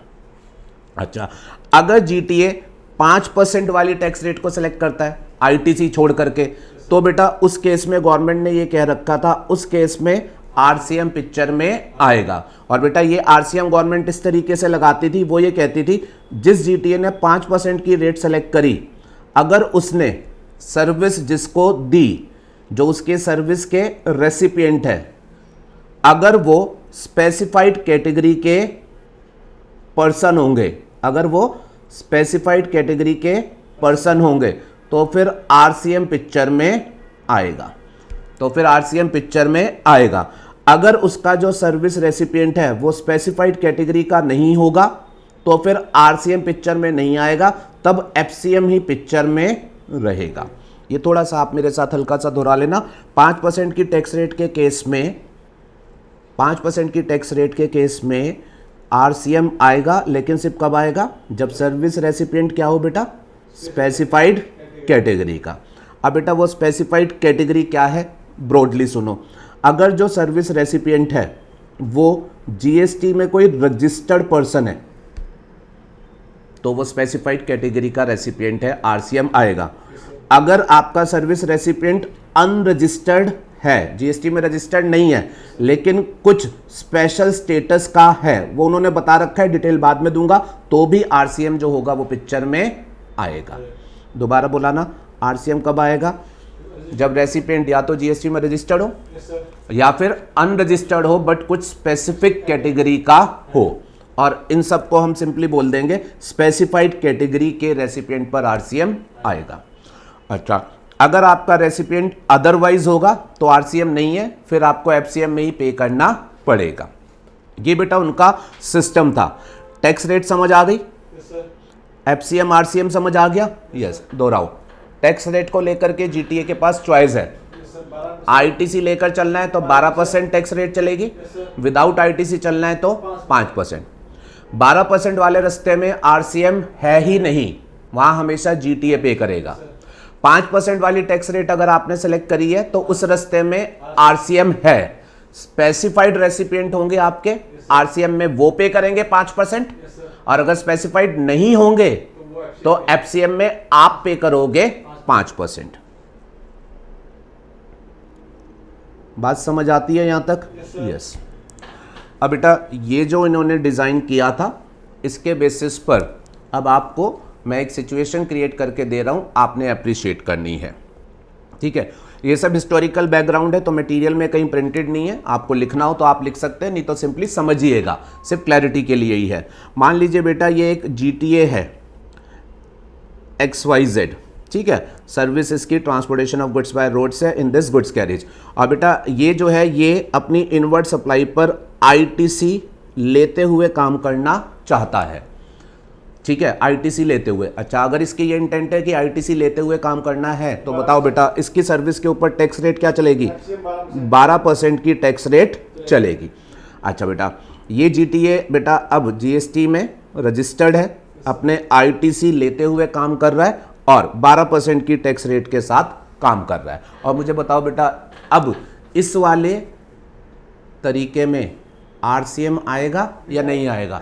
12% वाले में आरसीएम नहीं आता है, सिर्फ एफसीएम आता है, और एफसीएम का मतलब होगा कि इसको जो होगा जीटीए को खुद ये टैक्स जो होगा वो पे करना है। अब बेटा ये रजिस्टर्ड है, आईटीसी लेते हुए नॉर्मल तरीके से 12% का टैक्स पे करते हुए काम कर रहा है, ठीक है। अब एक पर्टिकुलर मंथ में इसके पास कुछ स्पेसिफिक कस्टमर आए, ठीक है, और आप विजुलाइज कर लेना जैसे आपका बिजनेस हो कैसे हैंडल करना है, मजा आएगा आपको। इसके पास बेटा सामने से मान लीजिए आया एक रजिस्टर्ड पर्सन, ठीक है, और इसने इससे कहा जी मुझे आपसे ये ट्रांसपोर्टेशन करवाना है। इनके बीच में बेटा ट्रांसपोर्टेशन का कॉन्ट्रैक्ट हुआ, इसने इसके लिए ट्रांसपोर्टेशन किया और लेट्स सपोज उसका उसने 1 लाख रुपए का चार्ज लिया। बेटा जीएसटी की रेट इसके ऊपर क्या एप्लीकेबल है, 12%, तो ये कितना चार्ज कर देगा, 12,000। 1,12,000 का इनवॉइस जो होगा वो सामने दे देगा, और इस 12% के जीएसटी को बेटा जीटीए वाला जो होगा वो खुद से एफसीएम में पे कर देगा। और बेटा सामने वाला पर्सन रजिस्टर्ड पर्सन है, उसने अपने रजिस्टर्ड बिजनेस के लिए सप्लाई ली है, वो इस जीएसटी का कोरेस्पॉन्डिंगली क्या ले लेगा, आईटीसी। बहुत बढ़िया। चलो फिर बेटा इसके पास इसी महीने में मान लीजिए एक दूसरा कस्टमर भी आता है। दूसरे कस्टमर पर जरा खास ध्यान देना। लेट्स सपोज ये अनरजिस्टर्ड है, ये क्या है, अनरजिस्टर्ड। और बेटा ये अनरजिस्टर्ड है, बट लेट्स सपोज ये एक बॉडी कॉर्पोरेट है, ये एक कंपनी है, ठीक है। और ये मैंने स्पेसिफिक इंफॉर्मेशन इसलिए दी है, ये अनरजिस्टर्ड है पर ये कंपनी के स्टेटस में है, तो ये वो स्पेसिफाइड कैटेगरी ऑफ रेसिपिएंट है, ठीक है। स्पेसिफाइड कैटेगरी ऑफ रेसिपिएंट जिस पर आरसीएम एप्लीकेबल होता है। लेकिन आप मुझे एक बात बताओ, आरसीएम की स्टोरी 12% वाले केस में आएगी या आएगी ही नहीं, आएगी नहीं। इस वाले को तो क्या करना है, इसका रेसिपिएंट कोई भी हो, इसका रेसिपिएंट कोई भी हो, इसको तो खुद से 12% का टैक्स जो है वो पे करना है। अब लेकिन बेटा स्टोरी सुनना जरा। अब इस अनरजिस्टर्ड पर्सन ने बेटा इस जीटीए को फोन किया और कहा जी हमको जो है वो आपसे ट्रांसपोर्टेशन की सर्विस लेनी है, काम बड़ा है और ये रेगुलर बेसिस पर चलेगा। टू स्टार्ट विद आपसे जो हम सर्विस लेंगे वो रफली जो होगी वो 10 लाख रुपए के वैल्यू की रहेगी। जीटीए ने बोला क्या काम कराना है, इन्होंने बताया जी ये काम है। तो उन्होंने बोला अच्छा तो चार्जेस आपने पहले ही बता दिए। उसने बोला हाँ हम काम कराते आए हैं, लगभग इसके इतने ही पैसे लगते हैं। जीटीए ने बोला अच्छा ठीक है 10 लाख रुपए आपका ये जो होगा सर्विस चार्ज रहेगा, बट साथ में 12% का जीएसटी भी होगा। लेगा नहीं लेगा 12% का? यस। क्यों बेटा जो ये काम कर रहा है 12% वाला है। यस। तो अगर ये अनरजिस्टर्ड पर्सन इससे 10 लाख का कॉन्ट्रैक्ट देगा तो अकॉर्डिंगली साथ में 12% का जीएसटी भी चार्ज करेगा। अच्छा अब ये जो अनरजिस्टर्ड पर्सन था बेटा, इसने फोन पे सारी बात कर ली, डिटेल ले ली और हमने इसे 10 लाख प्लस 12% का जीएसटी जो था वो अपने चार्जेस बता दिए, ठीक है। अब बेटा हमसे ये सारी बात करने के बाद मार्केट में गया। नॉर्मली होता है ना पर्सन कई बार दूसरे को ट्राई करते हैं। तो मान लीजिए ये जो पर्सन है ये मार्केट में एक दूसरे जीटीए के पास गया। अच्छा बेटा मार्केट में सारे जीटीए ऐसे होंगे जो आईटीसी लेके काम कर रहे होंगे? नो। मान लीजिए ये जीटीए वो है बेटा जो बिना आईटीसी के काम कर रहा है। और बेटा ये बिना आईटीसी के काम कर रहा है तो इसकी जीटीए सर्विस पर टैक्स रेट एप्लीकेबल कितनी है? 5%। ठीक है। अब मुझे एक बात बताओ, अब इस जीटीए से ये बात करता है और ये कहता है जी हमने ट्रांसपोर्टेशन कराना है। लेट्स सपोज ये जीटीए वाला भी उसको बेटा 10 लाख रुपए का ही खर्चा बताता है, चार्जेस 10 लाख का ही बताता है। लेकिन आप मुझे बताओगे ये वाला जीटीए जो होगा बेटा वो चार्ज तो बताएगा 10 लाख का, लेकिन जीएसटी 5%। पक्का? और बेटा 5% का जीएसटी भी ये चार्ज नहीं करेगा। क्यों? क्योंकि बेटा 5% की इसने रेट सेलेक्ट कर रखी है और रेसिपिएंट कौन है? स्पेसिफाइड कैटेगरी का। तो फिर बेटा यहां पर क्या आरसीएम एप्लीकेबल हो जाएगा? यस। तो सुनिएगा, जब इस अनरजिस्टर्ड कंपनी ने इस जीटीए से बात करी तो बेटा इस जीटीए ने उसी काम के इसको जो पैसे बताए वो इन्होंने बोला जी हम आपसे जो होगा इनवॉइस में सिर्फ 10 लाख रुपए जो होंगे वो चार्ज करेंगे।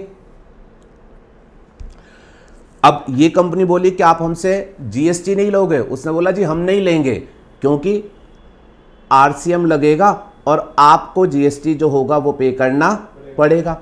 और बेटा आरसीएम में जीएसटी की रेट ये कितनी है? 5%। मैं आपको बता चुका बेटा 5% वाले रेट में आरसीएम आता था। यस। तो वो 5% की रेट से पे करेगा। और बेटा अगर 10 लाख की इससे सर्विस लेगा तो आरसीएम में बेटी 5% का मतलब क्या हो गया? 50,000 का जीएसटी पे करेगा। अब बेटा जब ये अनरजिस्टर्ड कंपनी इस जीटीए से डिटेल ले रही है तो इनको इसका टोटल खर्चा क्या पड़ेगा? 10 लाख तो इसको देना है और 50,000 इसको देना है, ठीक है। जबकि इन्होंने जो पहले जीटीए से पूछा था तो पहले वाले जीटीए ने क्या बताया था? भाई साहब 10 लाख रुपए तो हम भी लेंगे, लेकिन जीएसटी इन्होंने कितना बताया था बेटा? 12%। और वो 12% कितना हो गया? 1,20,000, 11,20,000। अब जरा सुनना बेटा, ये वाली कंपनी किसको प्रेफर करेगी? नीचे वाले जीटीए को प्रेफर करेगी या ऊपर वाले जीटीए को प्रेफर करेगी? नीचे वाले को प्रेफर करेगी। ठीक है, तो ये बेटा इस जीटीए से इंक्वायरी तो कर गए थे लेकिन इसके पास लौट कर नहीं आए। अब बेटा जब लौट कर नहीं आए तो इस जीटीए ने थोड़े दिनों बाद इस अनरजिस्टर्ड कंपनी को फ़ोन किया। उन्होंने बोला जी आपने फ़ोन किया था, रेट वगैरह लिए थे, क्या बात हो गई, आगे कोई बात नहीं बढ़ाई? उसने बोला सर आप तो अननेसेसरी के पैसे बता रहे हो, आप कह रहे हो 10 लाख प्लस जीएसटी 11,20,000, हमने मार्केट में दूसरे जीटीए से बोला तो वो तो सिर्फ 10 लाख रुपए कह रहा था। उन्होंने बोला ऐसा हो नहीं सकता। उन्होंने बोला नहीं सर वो यही कह रहा था कि 10 लाख रुपए में वो ट्रांसपोर्टेशन कर देगा और वो कह रहा था जीएसटी हम कुछ चार्ज नहीं करेंगे, जीएसटी जो होगा वो आपको आरसीएम में 50,000 जो है वो भरना है। तो अब बेटा ये वाला जीटीए बोला अच्छा तो आप मैं अगर आपसे जीएसटी ज़्यादा ले रहा हूं तो आपको क्या नुकसान है? मैं जीएसटी ले रहा हूं, आप आईटीसी ले लेना।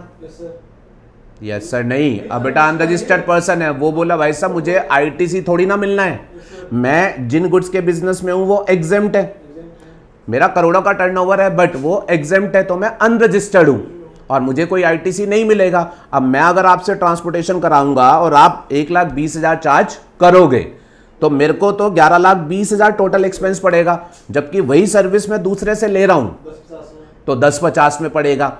अब बेटा ये जीटीए इसको बोला पहले वाला कि भाई साहब लेकिन अगर आप दूसरे वाले से लोगे तो आरसीएम भी तो होगा, आरसीएम में आपको पे करना पड़ेगा।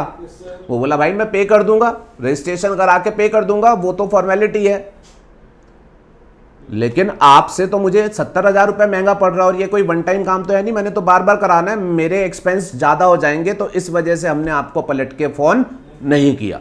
वैसे आपका बड़ा नाम सुना था, अगर आपका रेट सेम पड़ रहा होता तो डेफिनेटली हम आपको कंसीडर करते, लेकिन अब जो होगा वो हम नहीं कर पाएंगे। अब बेटा ये जीटीए इस कंपनी से बोला आपने उससे कॉन्ट्रैक्ट फाइनल कर लिया या अभी बचा हुआ है? तो उन्होंने बोला जी अभी बचा हुआ है, फाइनल बात हमने रेट वेट तय कर लिया है बट हाँ अभी कोई ऐसा पेमेंट का लेन देन नहीं हुआ है, बताओ अगर आप कुछ कहना चाहते हो। जीटीए अब बोला बेटा अगर मैं आपको सेम रेट दे दूं तो क्या आप मुझसे करा लोगे? उन्होंने बोले बिल्कुल करा लेंगे।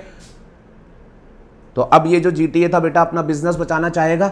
यस तो बेटा अब इस जीटीए ने कस्टमर को बोला जी ठीक है मैं आपको कल फोन करूंगा। अब बेटा ये जो जीटीए था ये अपने चार्टर्ड अकाउंटेंट के पास गया, मतलब आप लोगों के पास आया और ये बोला जी भाई बहुत नुकसान हो रहा है, एक कस्टमर आया था, अब एक कोई जीटीए है वो 5% वाला होगा तो वो ऐसे ऐसे बता रहा था, जबकि हमारा तो ये है, ये जीएसटी का तो डिफरेंस क्रिएट हो रहा है। तो उसने उससे बोला कि एक बार बताओ कि क्या हम ऐसा काम नहीं कर सकते, सुनना ध्यान से, ये उसको बोला कि क्या हम ऐसा काम नहीं कर सकते कि हम भी इससे 10 लाख रुपए, ध्यान से सुनना बेटा जरा इस बात को, तो इसने कहा कि क्या हम ऐसा काम नहीं कर सकते कि हम भी इससे 10 लाख रुपए जो हमारी सर्विस के चार्जेस है वो ले ले और हम भी इसको ये कह दे कि तू 5% रिवर्स चार्ज में पे कर दियो। नहीं आई बात समझ में? चार्टर्ड अकाउंटेंट से पूछ रहा है, भाई ट्रांसपोर्टर को तो प्रॉपर नॉलेज नहीं, चार्टर्ड से पूछ रहा है कि भाई उधर से ऐसा हो रहा है कि 10 लाख वो ले रहा है और वो आरसीएम में 5% पे करेगा, तो जीटीए बोला क्या मैं भी ऐसा नहीं कर लूं कि मैं 10 लाख ले लूं और ये अपने आप खुद 5% जो है वो पे कर ले? तो बेटा इसके चार्टर्ड अकाउंटेंट ने इससे बहुत बढ़िया जवाब दिया, उसने बोला भाई रिवर्स चार्ज सिर्फ तब लगता है जब 5% की रेट पे काम होता है। आपने कौन सी रेट ले रखी है? 12%। आज तक तुम किस रेट से पे करते आए हो? 12%। उन्होंने बोला जो जीटीए की रिवर्स चार्ज की एंट्री है उस रिवर्स चार्ज की एंट्री में लॉ ने लिख रखा है कि रिवर्स चार्ज जीटीए के ऊपर तभी आएगा, क्या तभी आएगा जब उसने 12% पे ना किया हो। अब बेटा एक बार के लिए रिवर्स चार्ज की एंट्री देखिएगा। अब बेटा ये रिवर्स चार्ज की एंट्री आपके सामने स्क्रीन पर है। अब ये रिवर्स चार्ज की एंट्री तब लगती है जब ये सप्लायर हो, ये रेसिपिएंट हो और इनके बीच में ये सर्विस दी गई हो। पढ़ने का तरीका आप जानते हैं। तो रिवर्स चार्ज के लिए पहली बात सप्लायर कौन होना चाहिए, जरा पढ़ो, जीटीए, एनर्जी से पढ़ो, GTA who has not paid GST at 12%। बेटा तो ध्यान से पढ़ना, रिवर्स चार्ज सिर्फ कब लगेगा? जब जीटीए वो हो जिसने 12% पे ना किया हो, मतलब 5% वाला। अगर जीटीए वो है जिसने 12% पे कर रखा है, जो आज तक 12% पे करता हुआ आया, बोलो, तो उसके ऊपर रिवर्स चार्ज नहीं आएगा। रिवर्स चार्ज की एंट्री अपने आप में क्लियर थी कि भाई साहब जब जीटीए ऐसा होगा और रेसिपिएंट ये स्पेसिफाइड कैटेगरी के होंगे और जीटीए ने इनको सर्विस दी होगी, transportation of goods by road, और वो सर्विस दी होगी जिसमें 12% उसने कभी पहले पे नहीं किया होगा, सिर्फ तभी रिवर्स चार्ज आएगा। तो बेटा चार्टर्ड अकाउंटेंट ने इस जीटीए को समझा दिया, भाई ऐसा नहीं हो सकता, तुम तो आज तक 12% पे करते आए हो, तो तुम्हारे लिए तो रिवर्स चार्ज है ही नहीं, तुम्हें तो खुद ही जीएसटी जो होगा वो पे करना पड़ेगा। यहां तक बात समझ आ गई? यस। अब बेटा ये जीटीए बोला, अच्छा ठीक है, ठीक है, चलो ठीक है, रिवर्स चार्ज नहीं होगा। तो ये चार्टर्ड अकाउंटेंट से बोला, क्या मैं ऐसा काम कर दूं कि मैं खुद से 5% पे कर दूं और 10,50,000 का बिल जो है वो सामने वाले को दे दूं।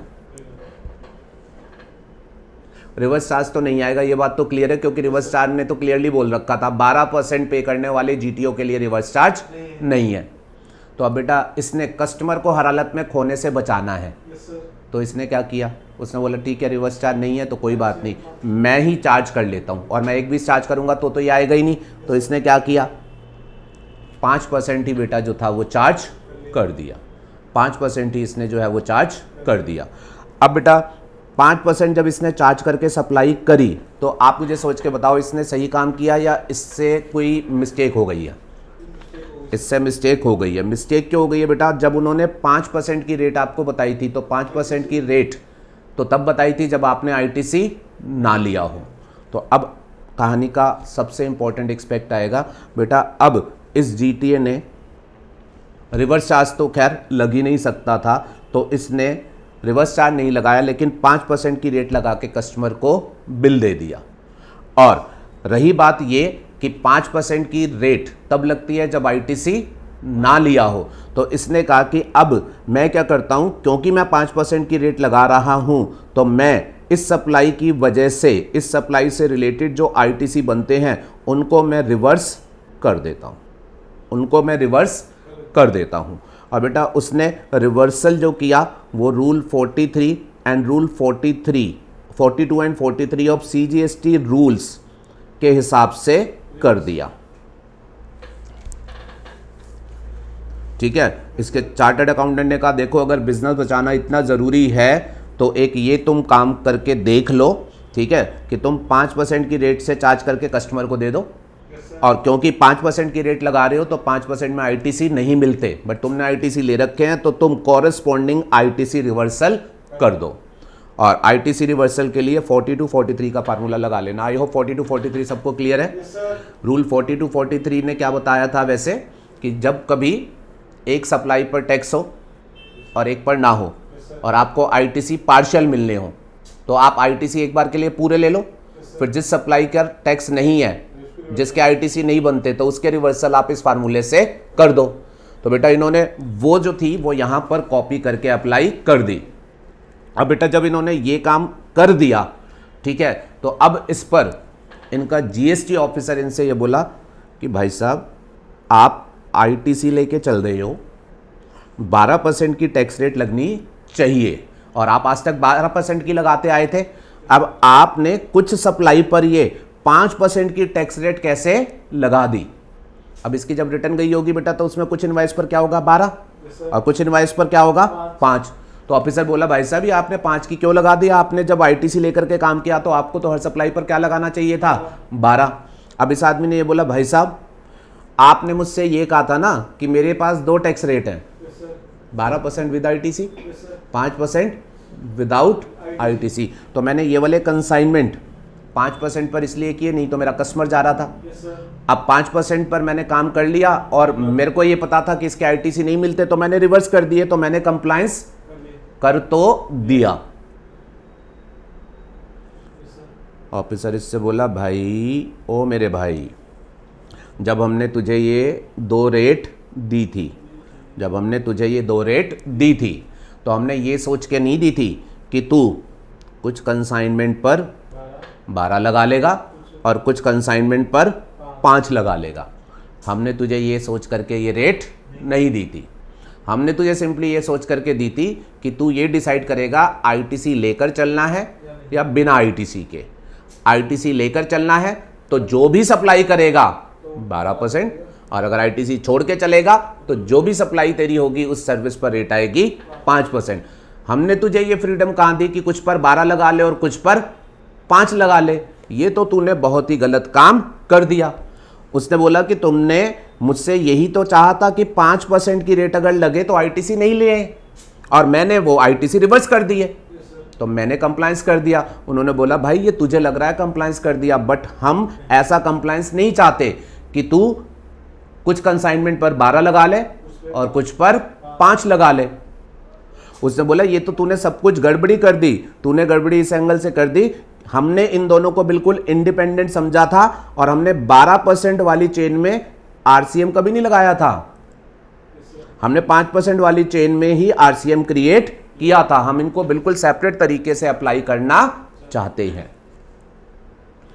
अभी बोला भाई साहब आपको प्रॉब्लम क्या है, आप मुझे ये बताओ आपको प्रॉब्लम क्या है? मैंने 12% भरा, आईटीसी रखा, 5% जहाँ भरा वहाँ आईटीसी हटा तो दिया, आपको इसमें तकलीफ़ क्या है? वो बोल रहे हैं भाई बड़ी तकलीफ़ है, क्योंकि 5% वाली रेट में हमने आरसीएम की चेन लगा रखी है, तूने तो एफसीएम में खुद भर दिया। उसने बोला तो मैं क्या करता, मैं अपने कस्टमर को जाने देता क्या? अच्छा किसी भी बिजनेसमैन के लिए बेटा पहली क्या चीज़ है? कस्टमर।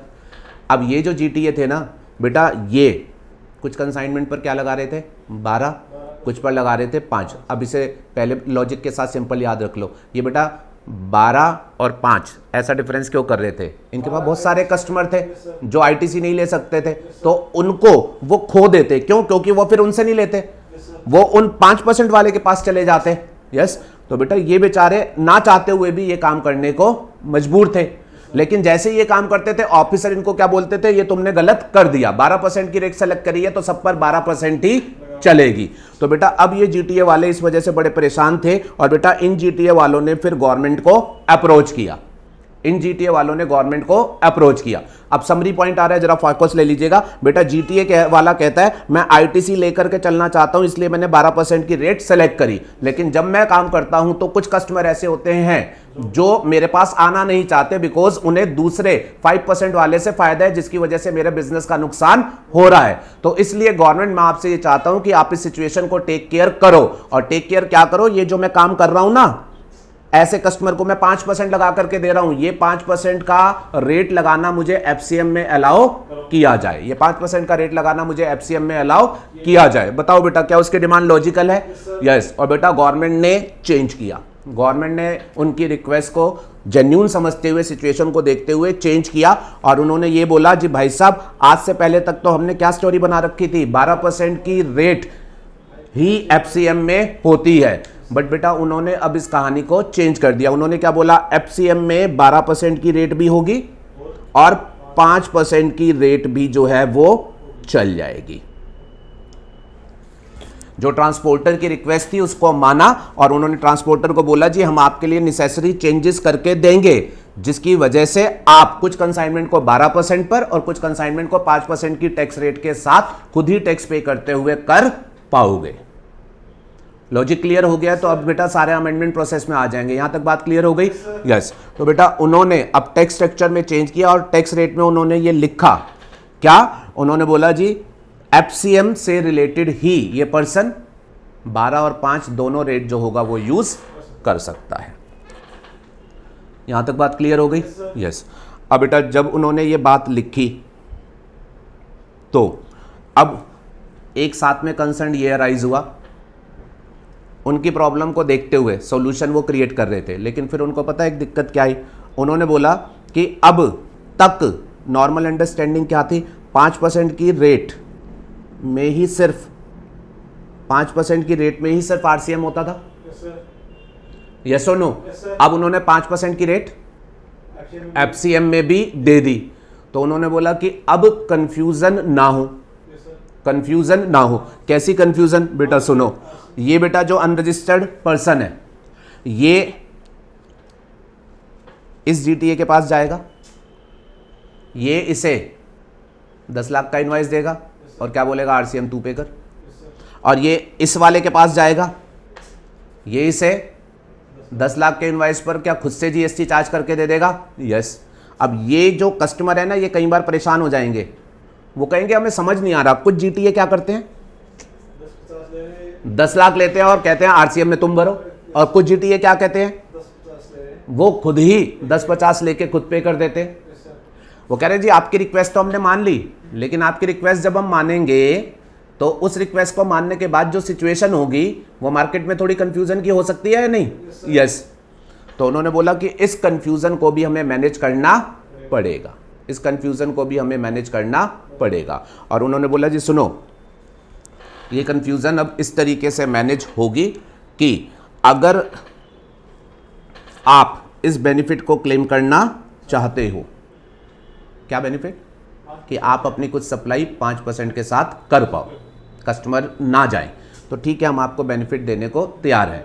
बट प्लीज़ आप ये ध्यान में रखेंगे, हमने वैसे 5% की रेट के साथ आरसीएम जोड़ा हुआ था, बट आपकी दिक्कत को समझते हुए हम आपको 5% की रेट एफसीएम में दे रहे हैं, तो आपको अपनी जिम्मेवारी से ये काम करना पड़ेगा, आपको ये एफसीएम स्पेसिफिकली ऑप्ट करना पड़ेगा। क्या बोला, आपको ये एफसीएम स्पेसिफिकली ऑप्ट करना पड़ेगा, क्योंकि बेटा आज तक इस अमेंडमेंट से पहले तक की डिफॉल्ट अंडरस्टैंडिंग क्या थी, 5% की रेट का मतलब चेन में आरसीएम है, बट अब 5% की रेट एफसीएम में डाल रहे हैं, तो उन्होंने बोला जी भाई साहब ये आपको कर तो रहे हैं, बट आपको स्पेसिफिकली ऑप्ट करना पड़ेगा। Are you okay with this. और बेटा उन्होंने आरसीएम की एंट्री में अब प्रोविजन ये बनाए, उन्होंने कहा जी देखो जो आरसीएम की एंट्री है, ठीक है, उसमें एक प्रोविजन इंसर्ट कर दिया, और उन्होंने ये कहा अगर कोई भी जीटीए है जो 5%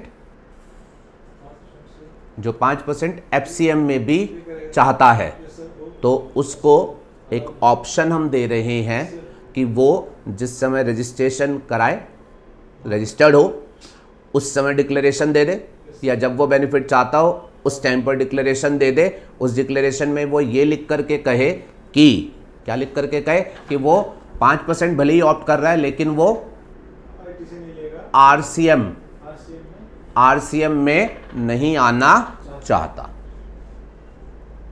ठीक है। इफेक्टिवली बेटा उन्होंने जो आरसीएम है वो डिफॉल्ट ऑप्शन रख दिया और कहा अगर आप 5% की रेट एफसीएम में यूज करना चाहते हो तो आपको स्पेसिफिकली एफसीएम जो होगा वो बोल करके ऑप्ट करना पड़ेगा। Are you okay with this, yes. तो अब बेटा इन जीटीओ को सिंपली क्या काम करना होगा, कोई सिंपल सी मेहनत करनी है, ये जो होगा वो डिक्लेरेशन सबमिट कर देंगे जी हम अपने कुछ कंसाइनमेंट को 5% में करना चाहते हैं, तो हमें जो है वो एफसीएम 5% के साथ ऑप्ट करने दिया जाए। Are you okay with this, yes. और अगला एक छोटा सा कंट्रोलिंग पॉइंट और समझ लो, आगे जो रेसिपिएंट है वो कंफ्यूज ना हो कि भाई इसने 5% चार्ज करके दे दिया, तो उनको साथ में ये बोला गया जब आप एफसीएम में 5% को ऑप्ट करोगे तो इनवॉइस में भी स्पेसिफिकली लिख करके अपने रेसिपिएंट को कम्युनिकेट करना कि ये 5% जो है ये आप इसलिए चार्ज कर रहे हो बिकॉज आपने इसको एफसीएम में स्पेसिफिकली ऑप्ट किया है। Are you able to understand this, yes. चलो अब अपनी रिवर्स चार्ज वाली एंट्री पर आओ। अब एप्रिशिएट करना स्टार्ट करना बेटा। जो रिवर्स चार्ज की एंट्री पहले लगती थी वो क्या कहती थी कि ये सिर्फ कब लगेगी, जब जीटीए कौन सा हो, जिसने 12% पे ना किया हो, दैट इज 5%, यस। अब बेटा हमने क्या बोला, 5% की रेट क्या आरसीएम और एफसीएम दोनों में ही उन्होंने इनबिल्ट कर दी है, यस। तो इसलिए बेटा इन्होंने रेट का रेफरेंस जो है वो यहां से डिलीट कर दिया, जहां जहां इस रेट का रेफरेंस था वो इन्होंने डिलीट कर दिया। उन्होंने बोला जीटीए अगर स्पेसिफाइड पर्सन को सर्विस दे रहा है तो फिर आपकी आरसीएम की एंट्री अप्लाई होगी, लेकिन साथ में बेटा उन्होंने एक प्रोवाइडेड दैट इंसर्ट किया, इसको पढ़ना है आपने पहले। Provided that nothing contained in this entry shall apply. ऊपर क्या है, आरसीएम की एंट्री, और प्रोविजो क्या कह रहा है, ऊपर वाली आरसीएम की एंट्री वो अप्लाई नहीं होगी अगर दो बातें पूरी हो, फर्स्ट एंड सेकंड। बोलो बेटा, फर्स्ट बोलो। The supplier has taken registration under CGST act, GTA ने रजिस्ट्रेशन लिया, and excise the option to pay tax under on the service of GTA in relation to transport of goods by him under forward charge। ऊपर under repeat हो गया था शायद, तो दोबारा बोलता हूं। सप्लायर ने बेटा रजिस्ट्रेशन लिया और उसने बेटा क्या ऑप्शन एक्सरसाइज किया कि वो टैक्स जो होगा वो फॉरवर्ड चार्ज में खुद ही पे करेगा। सप्लायर ने रजिस्ट्रेशन लिया और रजिस्ट्रेशन में उसने क्या बोला कि भाई साहब मैं फॉरवर्ड चार्ज में खुद ही टैक्स पे करूंगा। अब सुनिएगा बेटा, ऊपर आरसीएम की एंट्री थी, आपके ऊपर आरसीएम बन रहा था, लेकिन इस प्रोविजो से उन्होंने क्या कह दिया, भले ही आरसीएम बन रहा था, जीटीए रजिस्ट्रेशन ले ले तो वो ऑप्ट कर सकता है क्या, वो क्या ऑप्ट कर सकता है कि आरसीएम मेरे ऊपर नहीं लगेगा। अब बेटा क्वेश्चन ये आया कि उसे ये ऑप्शन कैसे एक्सरसाइज करना है। क्या रजिस्ट्रेशन होना जरूरी है? यस। अच्छा, ऑप्शन रजिस्ट्रेशन के टाइम पर ही एक्सरसाइज करना है या सब्सिक्वेंटली भी एक्सरसाइज किया जा सकता है? तो बेटा देखो जरा साइड में उन्होंने बताया कि ये ऑप्शन कैसे एक्सरसाइज होगा। If a GTA selects the option to pay GST on FCM basis, then a declaration as specified in annexure, बता रखा है format, needs to be filed with the jurisdictional officer. कब बेटा? Before commencement of the financial year up to 15 March of the previous year. कुछ समझ आया? अगर GTA इस ऑप्शन पर जाएगा तो बेटा ध्यान में रखिएगा, जिस साल के लिए वो ऑप्शन में जाना चाहता है उस साल के प्रीवियस ईयर में कब तक उसको ये डिक्लेरेशन दे देनी है, 15 मार्च तक दे देनी है। तो बेटा जैसे मेरे एग्जाम्पल में उस व्यक्ति का मन है कि वो 5% के साथ एफसीएम में ही काम करेगा, तो बोलो बेटा फटाफट से उसको क्या करना होगा। अगर मैं कहूँ फाइनेंशियल ईयर 22-23 में उसे जाना है तो उसे क्या करना पड़ेगा, पिछला साल 21-22 15 मार्च तक उसको जो है वो डिक्लेरेशन दे देनी है, मतलब इन एडवांस डिक्लेरेशन है, ठीक है ना।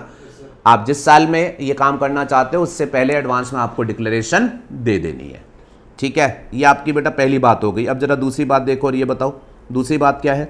The supplier has issued a tax invoice to the recipient charging tax at the applicable rates and has made a declaration as prescribed in the annexure 3 on such invoice issued by him. मुझे बोलो अब इसका क्या मतलब है बेटा। पहले में क्या था, वो रजिस्टर्ड हो और डिक्लेरेशन दे रखी हो कि भाई मैं एफसीएम में काम करना चाहता हूं। दूसरे में क्या है, डिक्लेरेशन दे दी। अब जब भी आप सप्लाई करेंगे तो टैक्स इनवाइस इशू करेंगे। इस टैक्स इनवाइस पर अब आपके ऊपर जो एप्लीकेबल रेट आप लगाना चाहते हैं वो लगाएंगे और साथ में एक डिक्लेरेशन इनवाइस पर भी देंगे।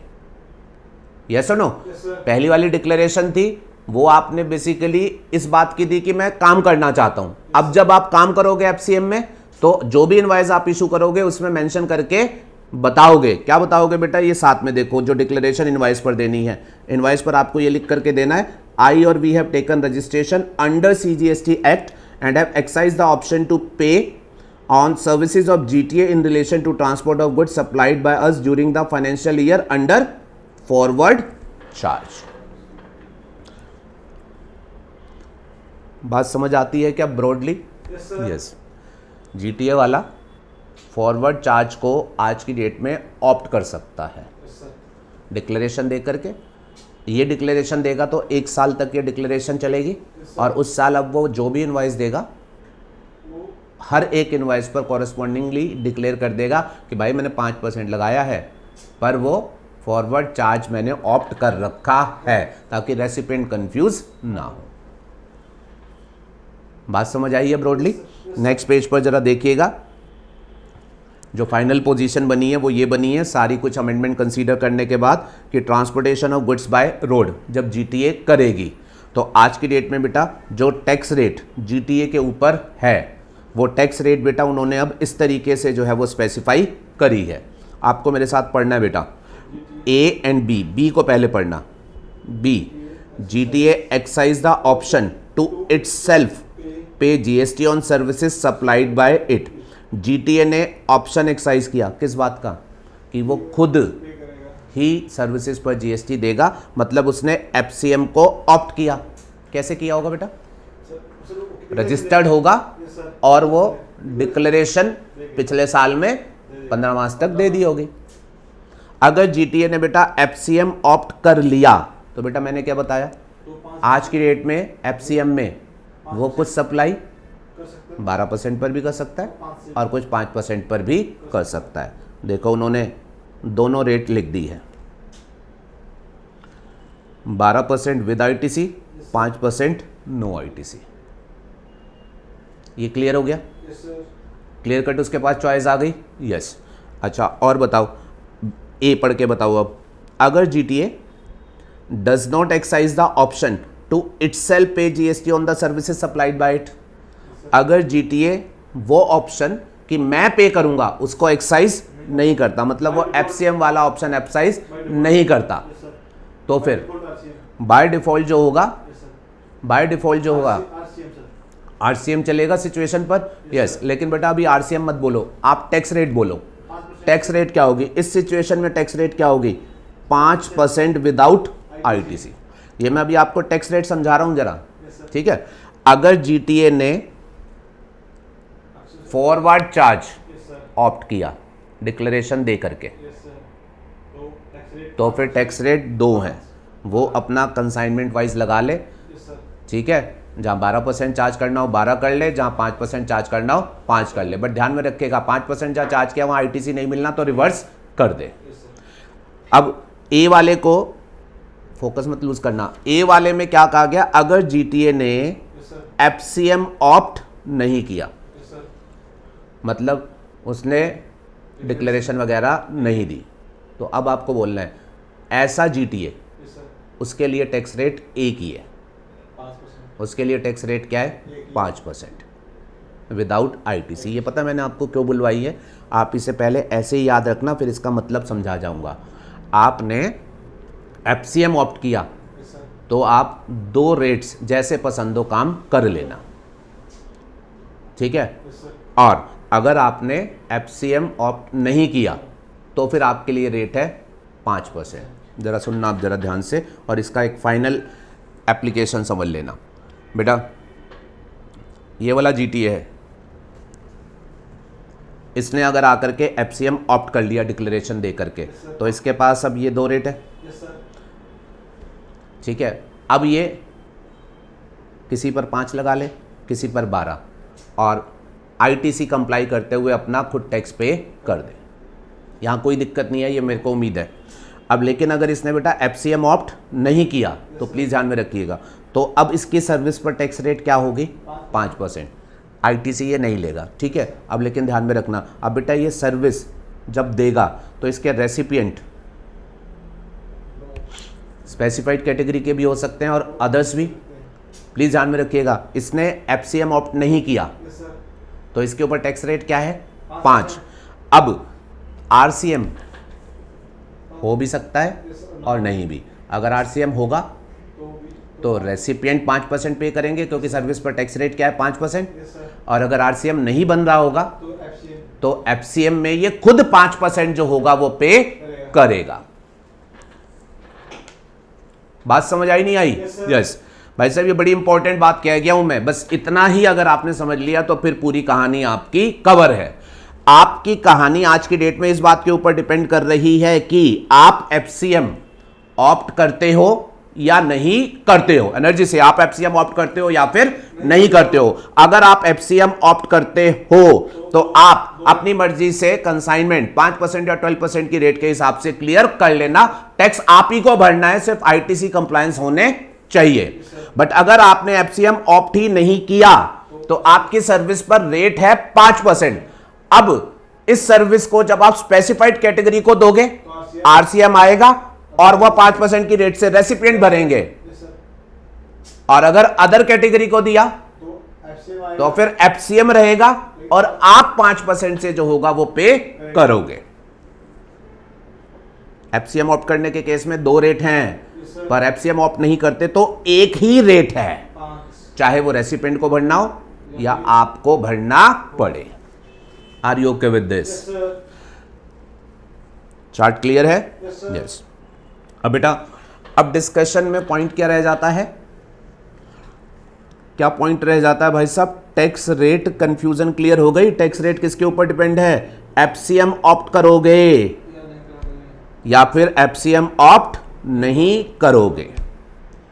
ठीक है जी, बताओ एफसीएम ऑप्ट करोगे तो कितनी रेट? 2 रेट 5। एफसीएम ऑप्ट करोगे तो 2 रेट 5% और 12। और आपको पे करना है तो इनवॉइस में 5 या 12 चार्ज करते हुए सप्लाई कर देना। ऑप्ट कैसे करना है? रजिस्टर्ड होने चाहिए, डिक्लेरेशन से ऑप्ट करना है जो कि पिछले साल के 15 तारीख तक दे देनी है, और साथ में जब भी इनवॉइस इशू करोगे उस पर भी डिक्लेयर करना है कि आपने ऑप्ट किया है। और बेटा अगर एफसीएम ऑप्ट नहीं किया तो फिर रेट क्या है? 5%। और इस केस में ध्यान में रखना है बेटा, अगर आपके रेसिपिएंट स्पेसिफाइड कैटेगरी के होंगे तो आरसीएम में वो 5% ये पे करेंगे। बट अगर आपका रेसिपिएंट स्पेसिफाइड कैटेगरी का नहीं हुआ, ये स्पेसिफाइड कैटेगरी है जो मैं बाद में समझाऊंगा, तो फिर आपको पे करना पड़ा तो आप भी 5% ही पे करेंगे। Are you okay with this? अब बेटा सिर्फ लास्ट एक्सपेक्ट क्या रह जाता है? आपको ये समझना है कि वो स्पेसिफाइड कैटेगरी ऑफ रेसिपिएंट है क्या जिनके रिस्पेक्ट में आरसीएम क्रिएट किया गया है। तो वो बेटा पिछले पेज पर आओ, समझाता हूं। अब बेटा एंट्री कह रही थी कि अगर इन लोगों को सर्विस दी जाएगी तो ही आरसीएम पिक्चर में आएगा। और बेटा बड़ी सिंपल सी है, देखो इन्होंने बोला जी अगर जिसको सर्विस दे रहे हो वो रजिस्टर्ड पर्सन है under GST, any person registered under CGST और आईजीएसटी और एसजीएसटी यूटीजीएसटी, अगर वो व्यक्ति जीएसटी में रजिस्टर्ड है तो बेटा क्या आरसीएम आ जाएगा? नहीं आ जाएगा? यस। रजिस्टर्ड पर्सन कौन? Mister A, company, body corporate, partnership firm, कोई भी, क्योंकि क्या लिखा हुआ है? Any person registered. कोई भी पर्सन रजिस्टर्ड है, आपका कस्टमर अगर रजिस्टर्ड है तो फिर आरसीएम आ जाएगा। लेकिन यहां देखो साथ में एक एक्सेप्शन है, however RCM shall not be applicable. बोलो बेटा, to the following registered person who are registered as tax deductor. हाँ जी बेटा, जिनका रजिस्ट्रेशन कौन सा होगा? टैक्स डिडक्टर वाला, उन पर आरसीएम अप्लाई नहीं होगा। Who are registered as tax deductor for discharge of his tax deduction obligation under section 51 and not for making a taxable supply. अब आप मुझे बोलो, एक आदमी ऐसा है जो कोई टैक्सेबल सप्लाई नहीं करता, उसकी कोई जीएसटी लायबिलिटी नहीं बनती, बट उसने किसी और का टैक्स काट के डिपॉजिट करना था तो उसके लिए उसने टैक्स डिडक्टर का रजिस्ट्रेशन कराया। अब ऐसे जो लोग हैं जिनकी अपनी कोई लायबिलिटी नहीं है, जो दूसरे के टैक्स डिडक्टर करने के लिए रजिस्टर्ड हैं, उन लोगों के रिस्पेक्ट में उन्होंने क्या बोला? आरसीएम अप्लाई नहीं होगा। और बेटा वो आगे क्या बोल रहे हैं? हम किन टैक्स डिडक्टर की बात कर रहे हैं? इन 3 टैक्स डिडक्टर की हम आपके साथ बात कर रहे हैं। अ डिपार्टमेंट और establishment of central government, state government, union territory, local authority or government agencies.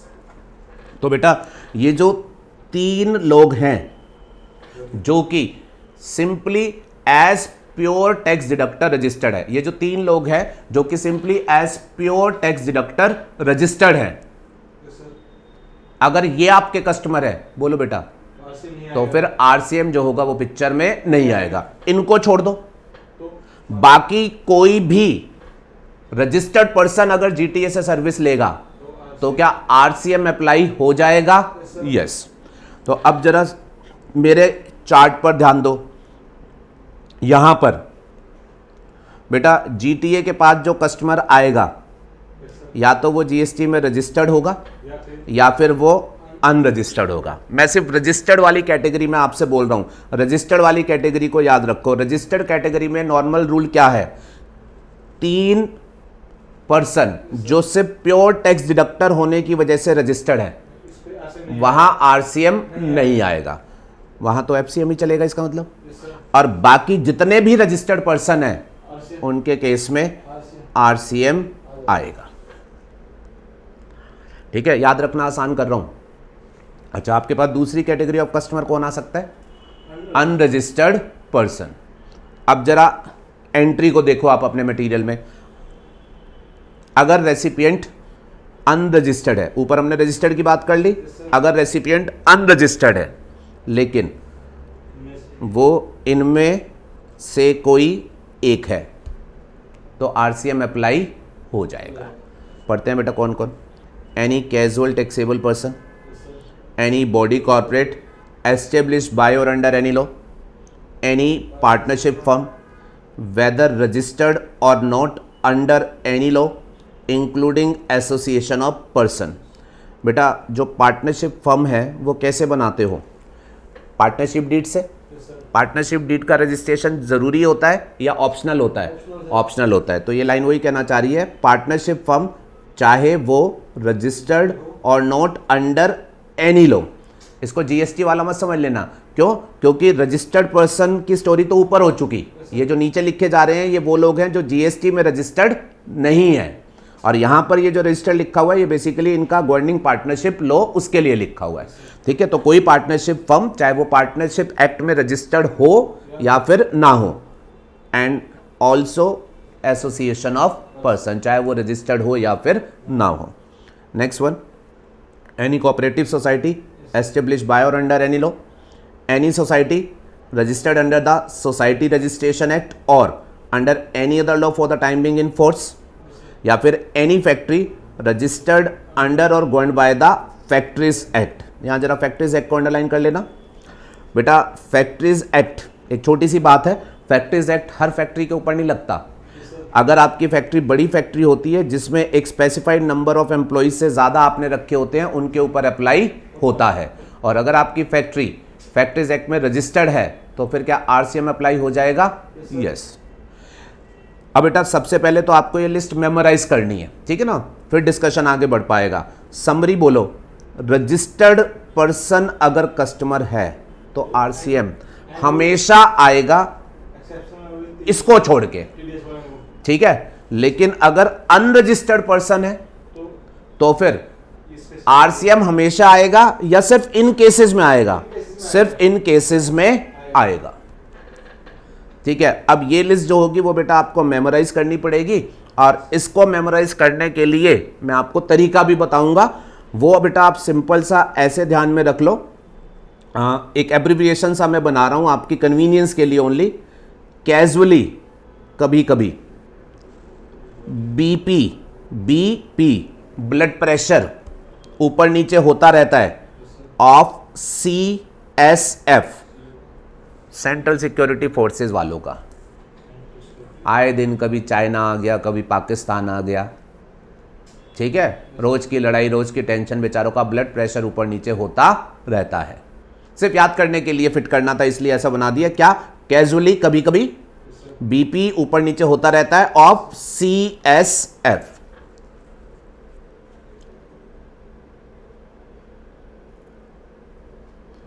मैं डिस्कशन में क्या होगा ना, मुझे इकट्ठे बहुत सारे बोलने होंगे तो मैं अब आपको ऐसे ही बोलूंगा, कैजुअल बीपी CSF, आप समझ लेना मैं इनकी बात कर रहा हूं, ठीक है। अब जरा थोड़ी सी पहले प्रैक्टिस करा दूं ताकि आपको इसे एग्जाम हैंडल करने में दिक्कत ना आए। बेटा जो GTA है उसके पास एक कैजुअल टैक्सेबल पर्सन आया। अच्छा एक बात बताओ, कैजुअल टैक्सेबल पर्सन GST में रजिस्टर्ड होते हैं या अनरजिस्टर्ड? रजिस्टर्ड होते हैं। बहुत बढ़िया। मैं आपको यहाँ बहुत इंपॉर्टेंट बात बोलना चाहता हूँ बेटा। कैजुअल टैक्सेबल पर्सन को लेकर के GST ने ये बोल रखा था registration is mandatory, registration is mandatory, but at the same point of time वहाँ पर बेटा सिर्फ एक आदमी को छूट दी थी। उन्होंने बोला था अगर आप कैजुअल टैक्सेबल पर्सन है लेकिन कुछ स्पेसिफाइड हैंडीक्राफ्ट या फिर क्राफ्टमैन गुड्स में डील करते हैं तो फिर आपको एक लिमिट तक उन्होंने एग्जेम्प्ट रखा हुआ था।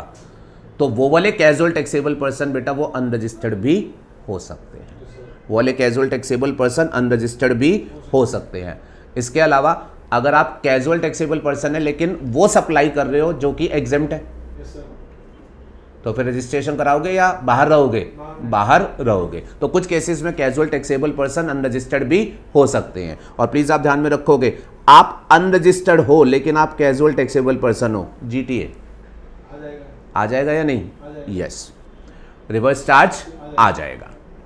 अच्छा, फिर उसके बाद एनी बॉडी कॉर्पोरेट, मतलब अगर कंपनी वगैरह होंगी रिवर्स चार्ज आ जाएगा। पार्टनरशिप फर्म तो बोल ही चुका, कोऑपरेटिव सोसाइटी में भी आ जाएगा।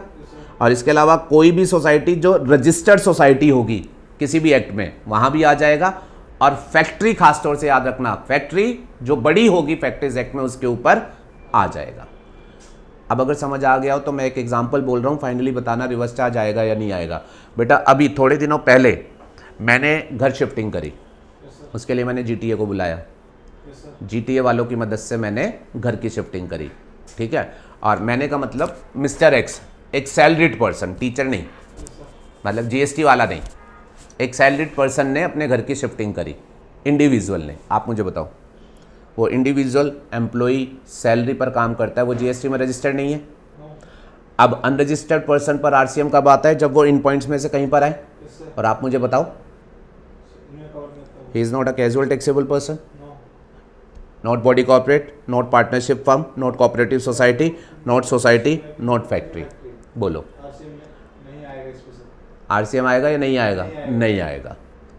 वो अनरजिस्टर्ड पर्सन जो इस कैटेगरी में फॉल नहीं कर रहा है उसके ऊपर आरसीएम नहीं आएगा, ठीक है। अब यहीं पर देखना, ये चार्ट आपको बना हुआ मिलेगा बुक में, पहले यहां से देख लो बेटा। रजिस्टर्ड कस्टमर आएंगे या अनरजिस्टर्ड आएंगे? रजिस्टर्ड के केस में आरसीएम हमेशा आएगा, इन तीन को छोड़कर, वहां एफसीएम रहेगा। अनरजिस्टर्ड के केस में बोलो फटाफट से, अनरजिस्टर्ड के केस में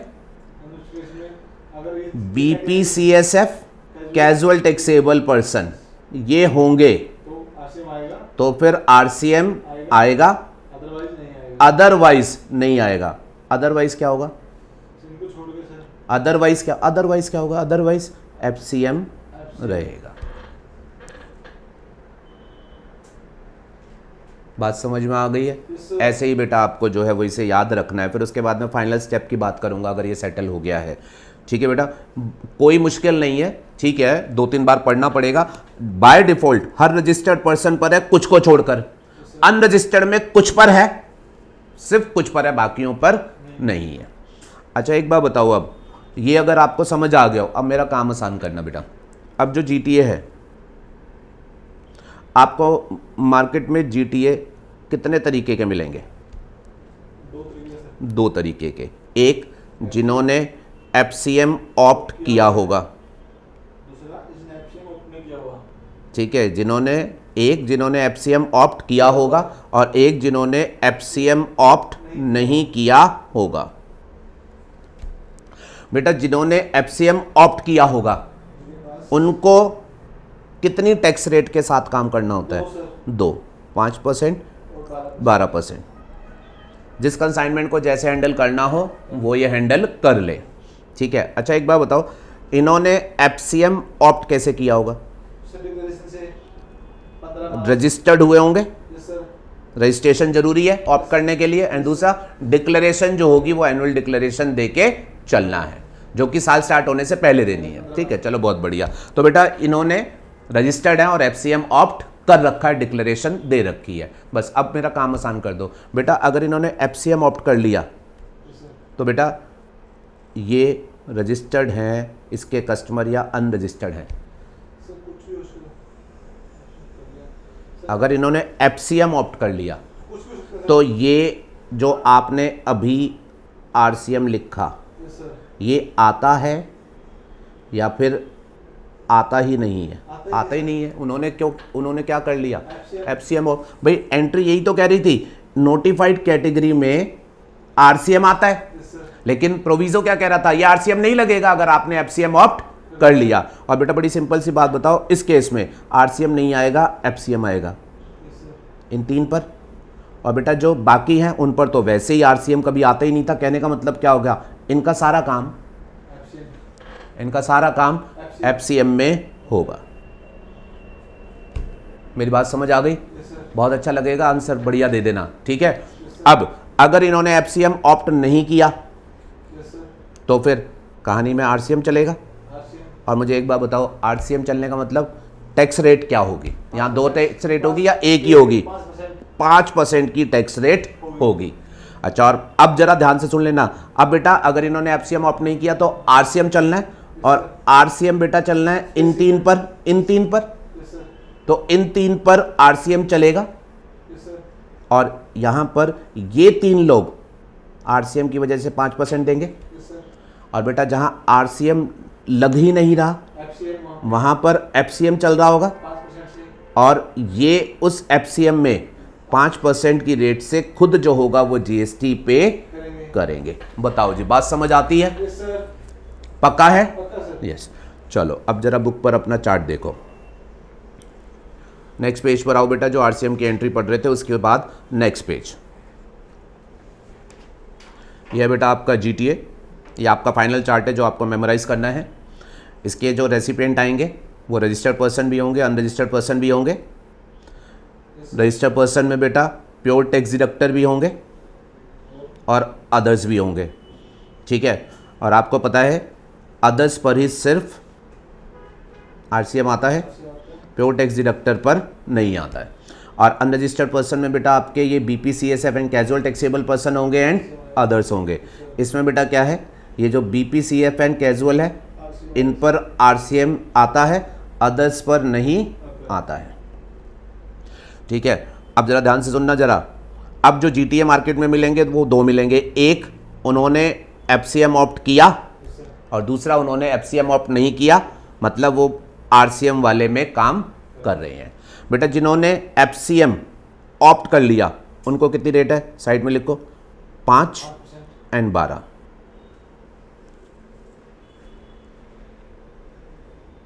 और बेटा जिन्होंने एफसीएम ऑप्ट कर लिया तो प्लीज ध्यान में रखिएगा, उनके पास तो कोई भी कस्टमर आया हो, आप समझिएगा, उनके पास ये आए या फिर ये आए, इन पर तो वैसे ही एफसीएम होता है। और जहां आरसीएम वाले कस्टमर होते हैं वहां भी आरसीएम तो चलेगा नहीं, क्योंकि इन्होंने एफसीएम ऑप्ट कर लिया। मतलब इनके पास तो कोई भी कस्टमर आएगा, मैंने क्या लिखा हुआ है, एफसीएम चलेगा, इन्हें खुद टैक्स वो पे करना पड़ेगा। और वो टैक्स क्या होगा, 5 या 12, जो भी इनको समझ आए। बताओ यार फटाफट से, यस और नो? यस।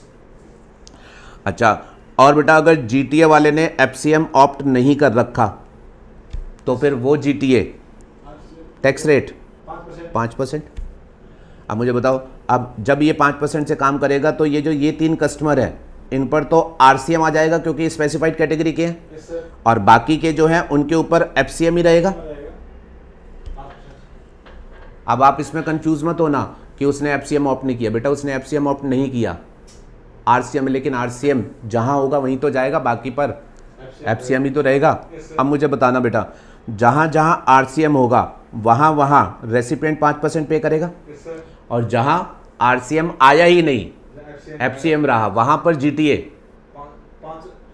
5% से पे करेगा। डायग्राम में मुझे बताओ क्या करेक्शन करनी है। प्योर टैक्स डिडक्टर मैंने यहाँ 5 और 12 ये लिखा, 12 रहेगी या नहीं रहेगी? नहीं। रीजन बोलो क्यों? इसने एफसीएम अडॉप्ट नहीं किया तो इसको टैक्स रेट 5 है, यहां नहीं लिख देना 5 और 12, काटोगे तो ये बात ध्यान में रहेगी, ठीक है ना। ऐसे ही एंड वाले पॉइंट में से भी बेटा 12 वाली टैक्स रेट जो है वो काट दो। जब आप एफसीएम ऑप्ट नहीं करते हो तो फिर एक ही रेट है, रेसिपिएंट देगा तो भी 5%, आपको देना पड़ेगा तो भी 5%। यहां तक बात समझ आती है? पक्का है? यस। अच्छा, तो ये बेटा आपका जो है वो RCM related discussion with the tax rate जो है वो पूरा कवर हो जाता है। अब इसमें एक नई बात बतानी है, फाइनल बात। करूं बेटा बात? Yes sir. पक्का? अच्छा, अब सुनिएगा बेटा, अगर आपका जीटीए, ये आपके लिए क्वेश्चन है, अगर आपका जीटीए जो है वो बेटा अनरजिस्टर्ड है, अनरजिस्टर्ड है, मान लो उसने अभी नया नया बिजनेस स्टार्ट किया था, ज़्यादा काम नहीं किया, वो अनरजिस्टर्ड है, तो सिर्फ आप मुझे बता सकते हो एक अनरजिस्टर्ड जीटीए वो एफसीएम ऑप्ट करे, ये पॉसिबिलिटी हो सकती है या ये पॉसिबिलिटी हो ही नहीं सकती?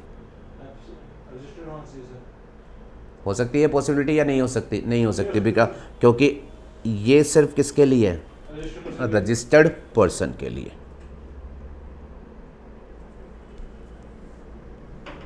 अगर आप रजिस्टर्ड नहीं हो तो एफसीएम ऑप्ट करने वाला क्वेश्चन आता ही नहीं है।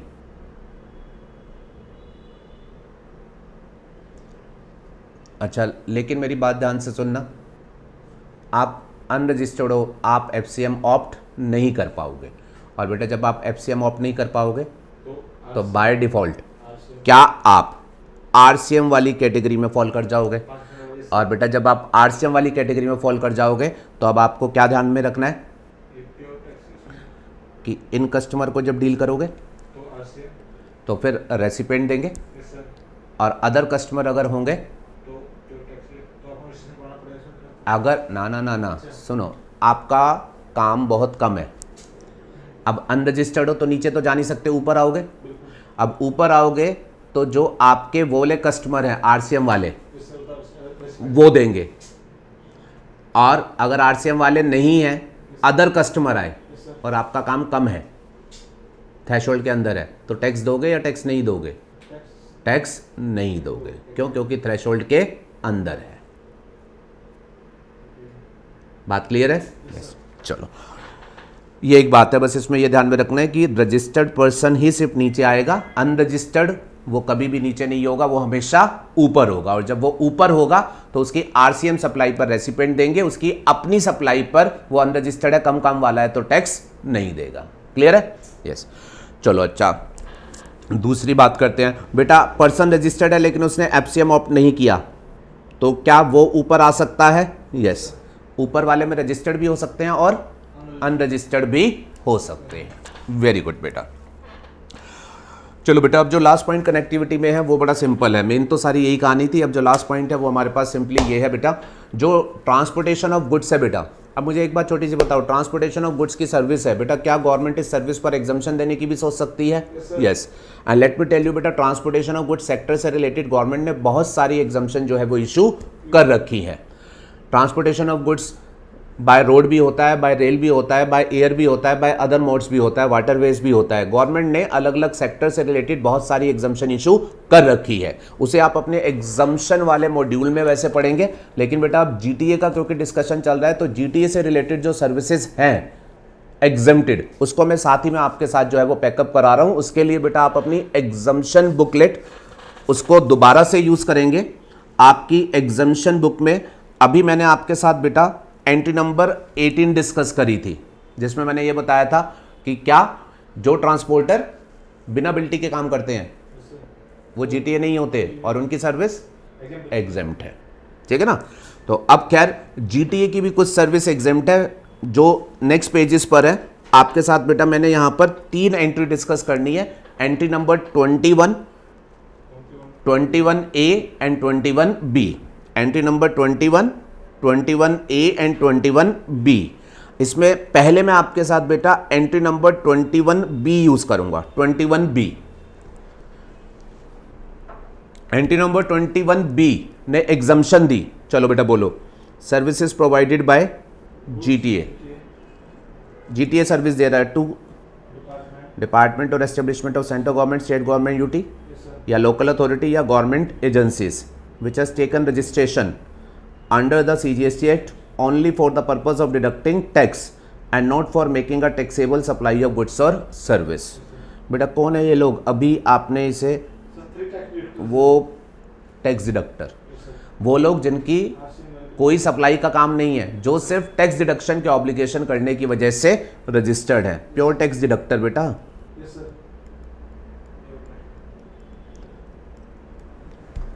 अब सुनना बेटा, बताओ सर्विस प्रोवाइडेड बाय जीटीए, क्या जीटीए अगर इनको सर्विस देगा तो एंट्री नंबर 21B ने क्या किया? इसको एग्जेम्प्ट कर दिया। आप पहले मुझे बताओ ये जीटीए कौन सा है? जिसने एफसीएम ऑप्ट किया या जिसने एफसीएम ऑप्ट नहीं किया? इन्होंने कुछ बोला, इन्होंने सिंपली क्या बोला, जीटीए ने इनको सर्विस दी, एग्जेम्प्ट है। प्लीज अप्रिशिएट, मतलब जीटीए कैसा भी हो, जीटीए कैसा भी हो, एफसीएम ऑप्ट किया या नहीं किया, कैसा भी हो, प्योर टैक्स डिडक्टर को जब वो सर्विस देगा तो वो एग्जेम्प्ट है। Entry number 21B। अब अपने स्टडी मटेरियल में चार्ट को देखो, ये है बेटा आपके प्योर टैक्स डिडक्टर, बोलो, यह है प्योर टैक्स डिडक्टर। और बेटा जीटीए चाहे कैसा भी हो, प्योर टैक्स डिडक्टर को जब वो सर्विस देगा क्या होगा, जीएसटी जो होगा वो एग्जेम्प्ट होगा अंडर 21B। और इस एग्जम्पशन का क्या इंपैक्ट होगा, अगर ये एग्जम्पशन ना होती तो इसे एफसीएम वाले केस में 5 या 12 कुछ पे करना पड़ता, वो अब 0 हो जाएगा। और ऊपर वाले केस में उसको 5% पे करना पड़ता, वो अब 0 हो जाएगा। Are you okay with this?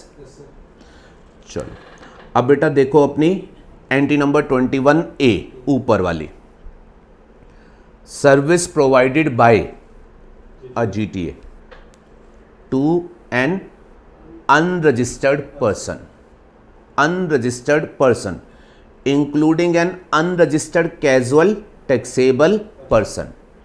हाँ जी बेटा, कौन सा जीटीए, एफसीएम ऑप्ट जिसने किया या जिसने एफसीएम ऑप्ट नहीं किया, या दोनों, दोनों, कैसा भी जीटीए हो, वो किसको सर्विस दे रहे हो, अनरजिस्टर्ड पर्सन, अनरजिस्टर्ड पर्सन। और वो कह रहे हैं अनरजिस्टर्ड पर्सन में चाहे कैजुअल टैक्सेबल पर्सन की बात क्यों ना हो, वो भी, पर other than the following, other than the following.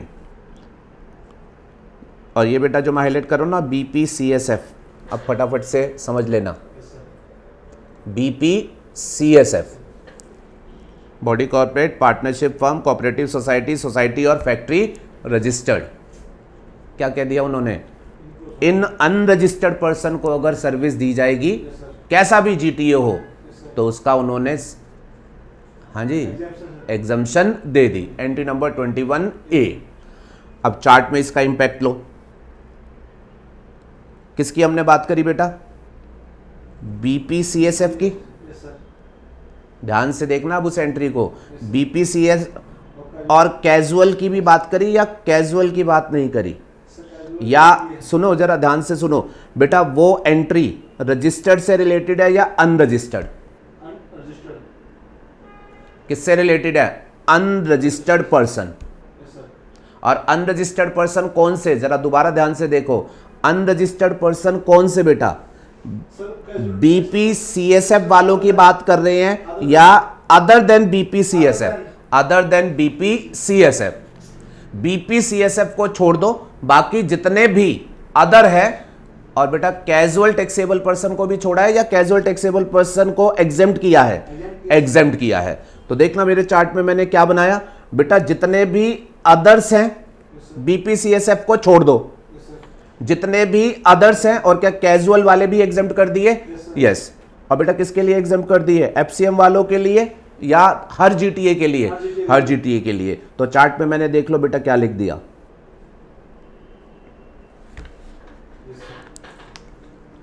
अब मैसेज बोलो, जिस जीटीए ने एफसीएम ऑप्ट किया था, जिस जीटीए ने एफसीएम ऑप्ट किया था, उसके पास अनरजिस्टर्ड पर्सन आया, बीपीसीएसएफ आया, तो एग्जम्पशन नहीं है, बट उसके पास कैजुअल आया तो टैक्स 0 हो गया, जो कि अदरवाइज 5 या 12 होता। ऐसे ही उसके पास अगर अदर्स आए, टैक्स 0 हो गया, जो कि अदरवाइज 5 या 12 होता। और बेटा जिस जीटीए ने एफसीएम ऑप्ट नहीं किया था, जिस जीटीए ने एफसीएम ऑप्ट नहीं किया था बेटा, उसके पास अनरजिस्टर्ड बीपीसीएसएफ आया, एग्जम्पशन नहीं है, एग्जम्पशन नहीं है, टैक्स देना पड़ेगा। और आरसीएम चल रहा है तो वो बीपीसीएफ को 5% पे करना पड़ेगा। अच्छा बेटा इसके पास कैजुअल टीपी आया, तो कैजुअल टीपी के केस में ध्यान से बोलो, क्या आरसीएम है, यस, बट एंट्री ने टैक्सी एग्जेम्प्ट कर दिया। और बेटा जब ये सप्लाई पर टैक्सी एग्जेम्प्ट हो गया तो टैक्स पे करना पड़ेगा या 0 हो गया, 0 हो गया। कैजुअल टीपी को आरसीएम में कुछ भी पे करना नहीं पड़ेगा। ओके है। और इनके अलावा अदर अनरजिस्टर्ड पर्सन आए तो एफसीएम था, जीटीए को 5% देना था, बट अब एग्जाम्पशन की वजह से 0 हो जाएगा।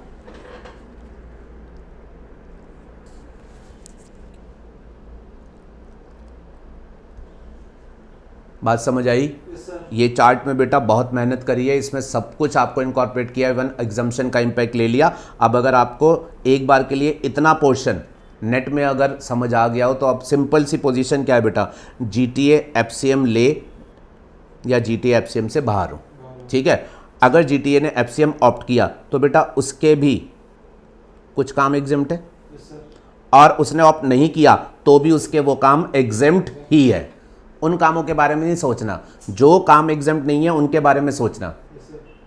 फटाफट आंसर दो, जो काम एग्जेम्प्ट नहीं है उनके बारे में सोचना। एफसीएम ऑप्ट नहीं किया तो उन कामों पर 5 या 12 देना है, और एफसीएम ऑप्ट नहीं किया तो फिर आरसीएम में जो है वो उन लोगों को 5% देना है।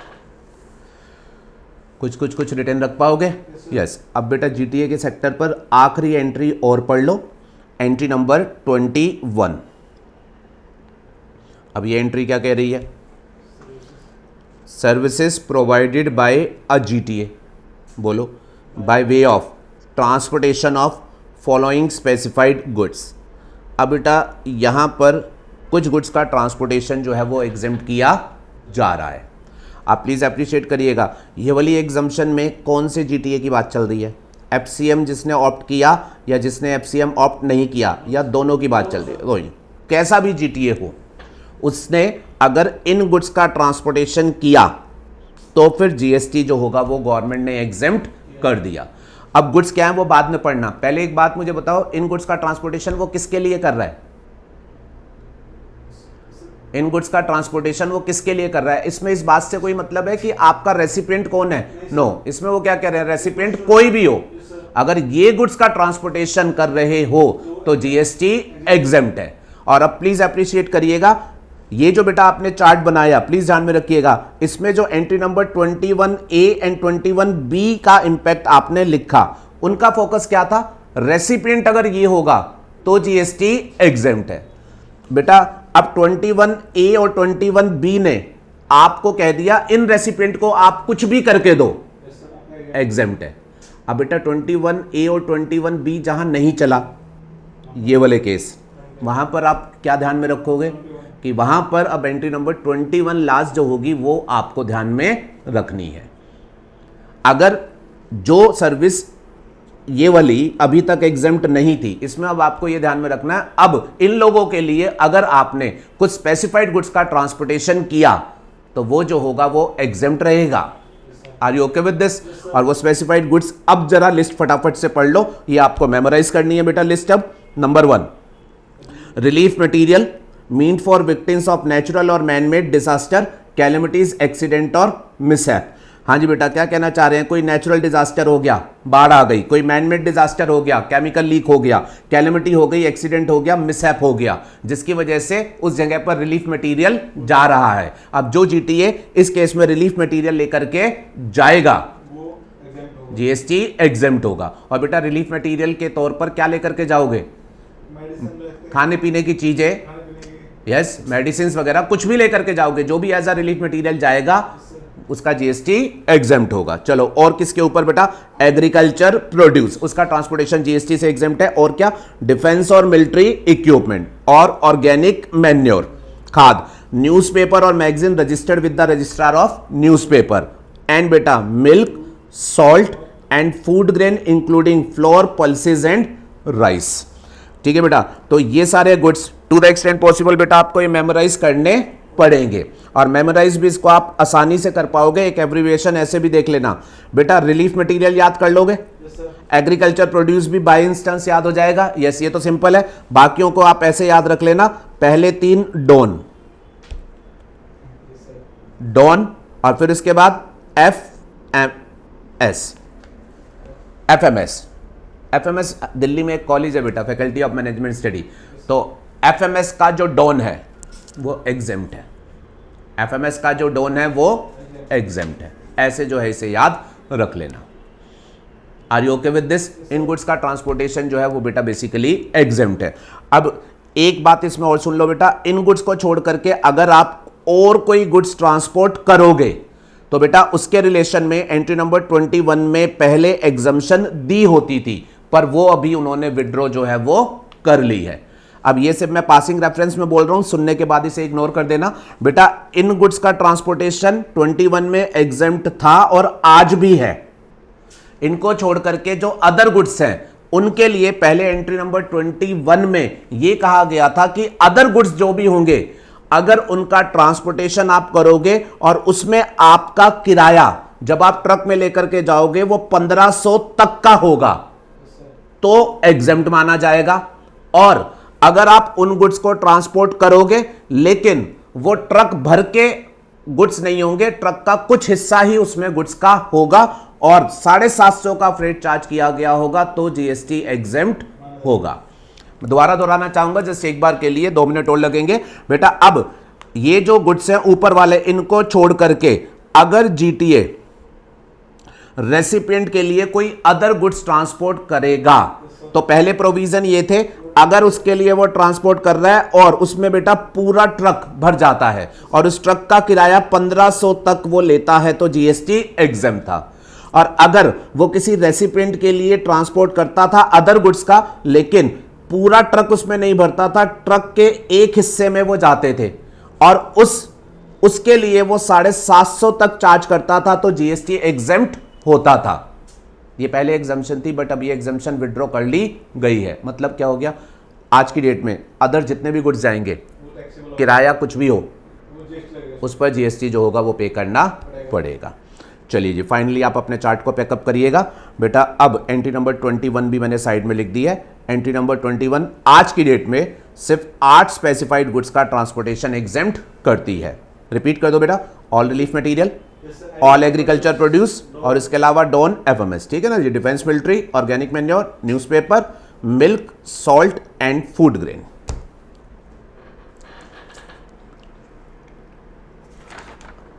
अब आपके पास कैसा भी एग्जाम में क्वेश्चन आए आप उसको जो है वो आसानी से हैंडल कर सकते हैं।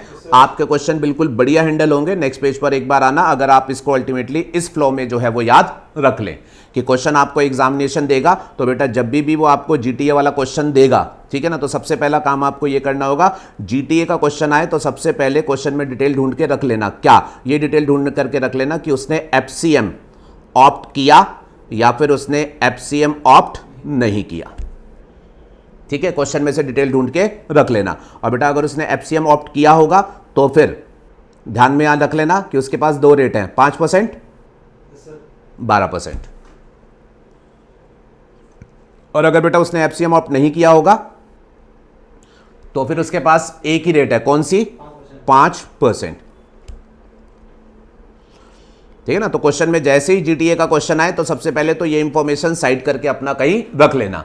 फिर उसके बाद क्वेश्चन और जो डिटेल देगा उसको अप्लाई करना और उसको आप अच्छे से अप्लाई कर पाओगे अगर ये सीक्वेंस फॉलो करोगे। आप ये देखना सबसे पहले कि जीटीए ने जो सर्विस दी वो किन लोगों को दी, किन लोगों को दी, ठीक है ना। ये इसलिए देखना बेटा, आप ये चेक करना कि उसने क्या उन लोगों को दी है जो कि 21A और 21B में एग्जेम्प्ट है। एनर्जी से बोलना बेटा, 21A और 21B इसमें बेटा मैंने आपको बताया ना एग्जेम्प्ट होता है जब जीटीए कुछ लोगों के लिए काम करे। और बेटा जीटीए चाहे कोई सा भी हो, एफसीएम वाला हो या दूसरा हो, एग्जेम्प्ट होता है ना।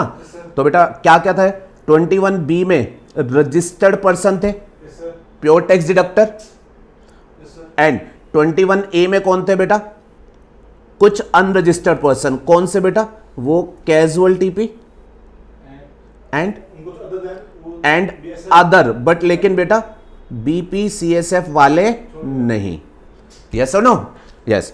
तो ये अगर आपने सर्विस जो है वो बेसिकली उन लोगों को दी, देन इन दैट सिचुएशन आपकी जो है वो जीएसटी जो है वो एग्जेम्प्ट होगी। अच्छा बेटा, इनको मैंने नॉन स्पेसिफाइड पर्सन क्यों बोला है? नॉन स्पेसिफाइड क्यों बोला है बेटा? हाँ, स्पेसिफाइड कैटेगरी वाले नहीं है, स्पेसिफाइड कैटेगरी पर तो आरसीएम होता है बेटा। याद है ना, pure tax deductor specified category का था या बाहर था? बाहर था, तो ये नॉन स्पेसिफाइड कैटेगरी है। ऐसे ही बेटा ये जो आपके बीपीसीएफ नहीं अदर्स थे, ये भी बाहर थे, याद है। सिर्फ इसमें कैजुअल टीपी एक ऐसा आदमी था जो स्पेसिफाइड था लेकिन फिर भी एग्जेम्प्ट है। ठीक है बेटा, ये मैंने नॉन स्पेसिफाइड कैटेगरी यहां आपको एक्सप्लेन भी कर दी है कि 21A ने किसकी बात करी थी, 21B ने किसकी बात करी थी। चलो जी,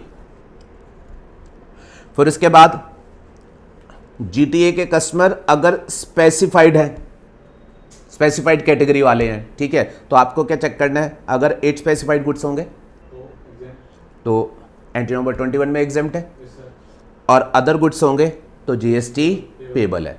और बेटा जीएसटी पेबल अब करना किसने है,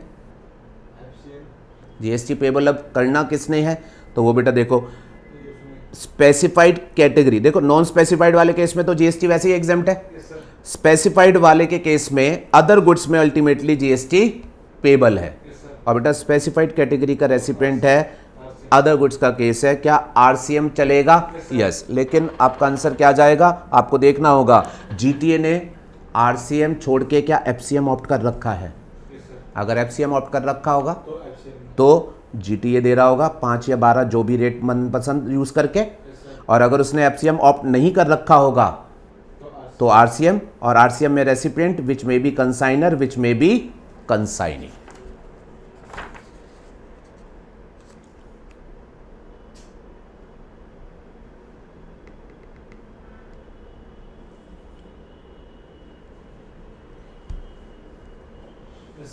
हो जाएगा, ठीक है। थोड़ी सी प्रैक्टिस लगेगी बट आई बिलीव ये आपसे हो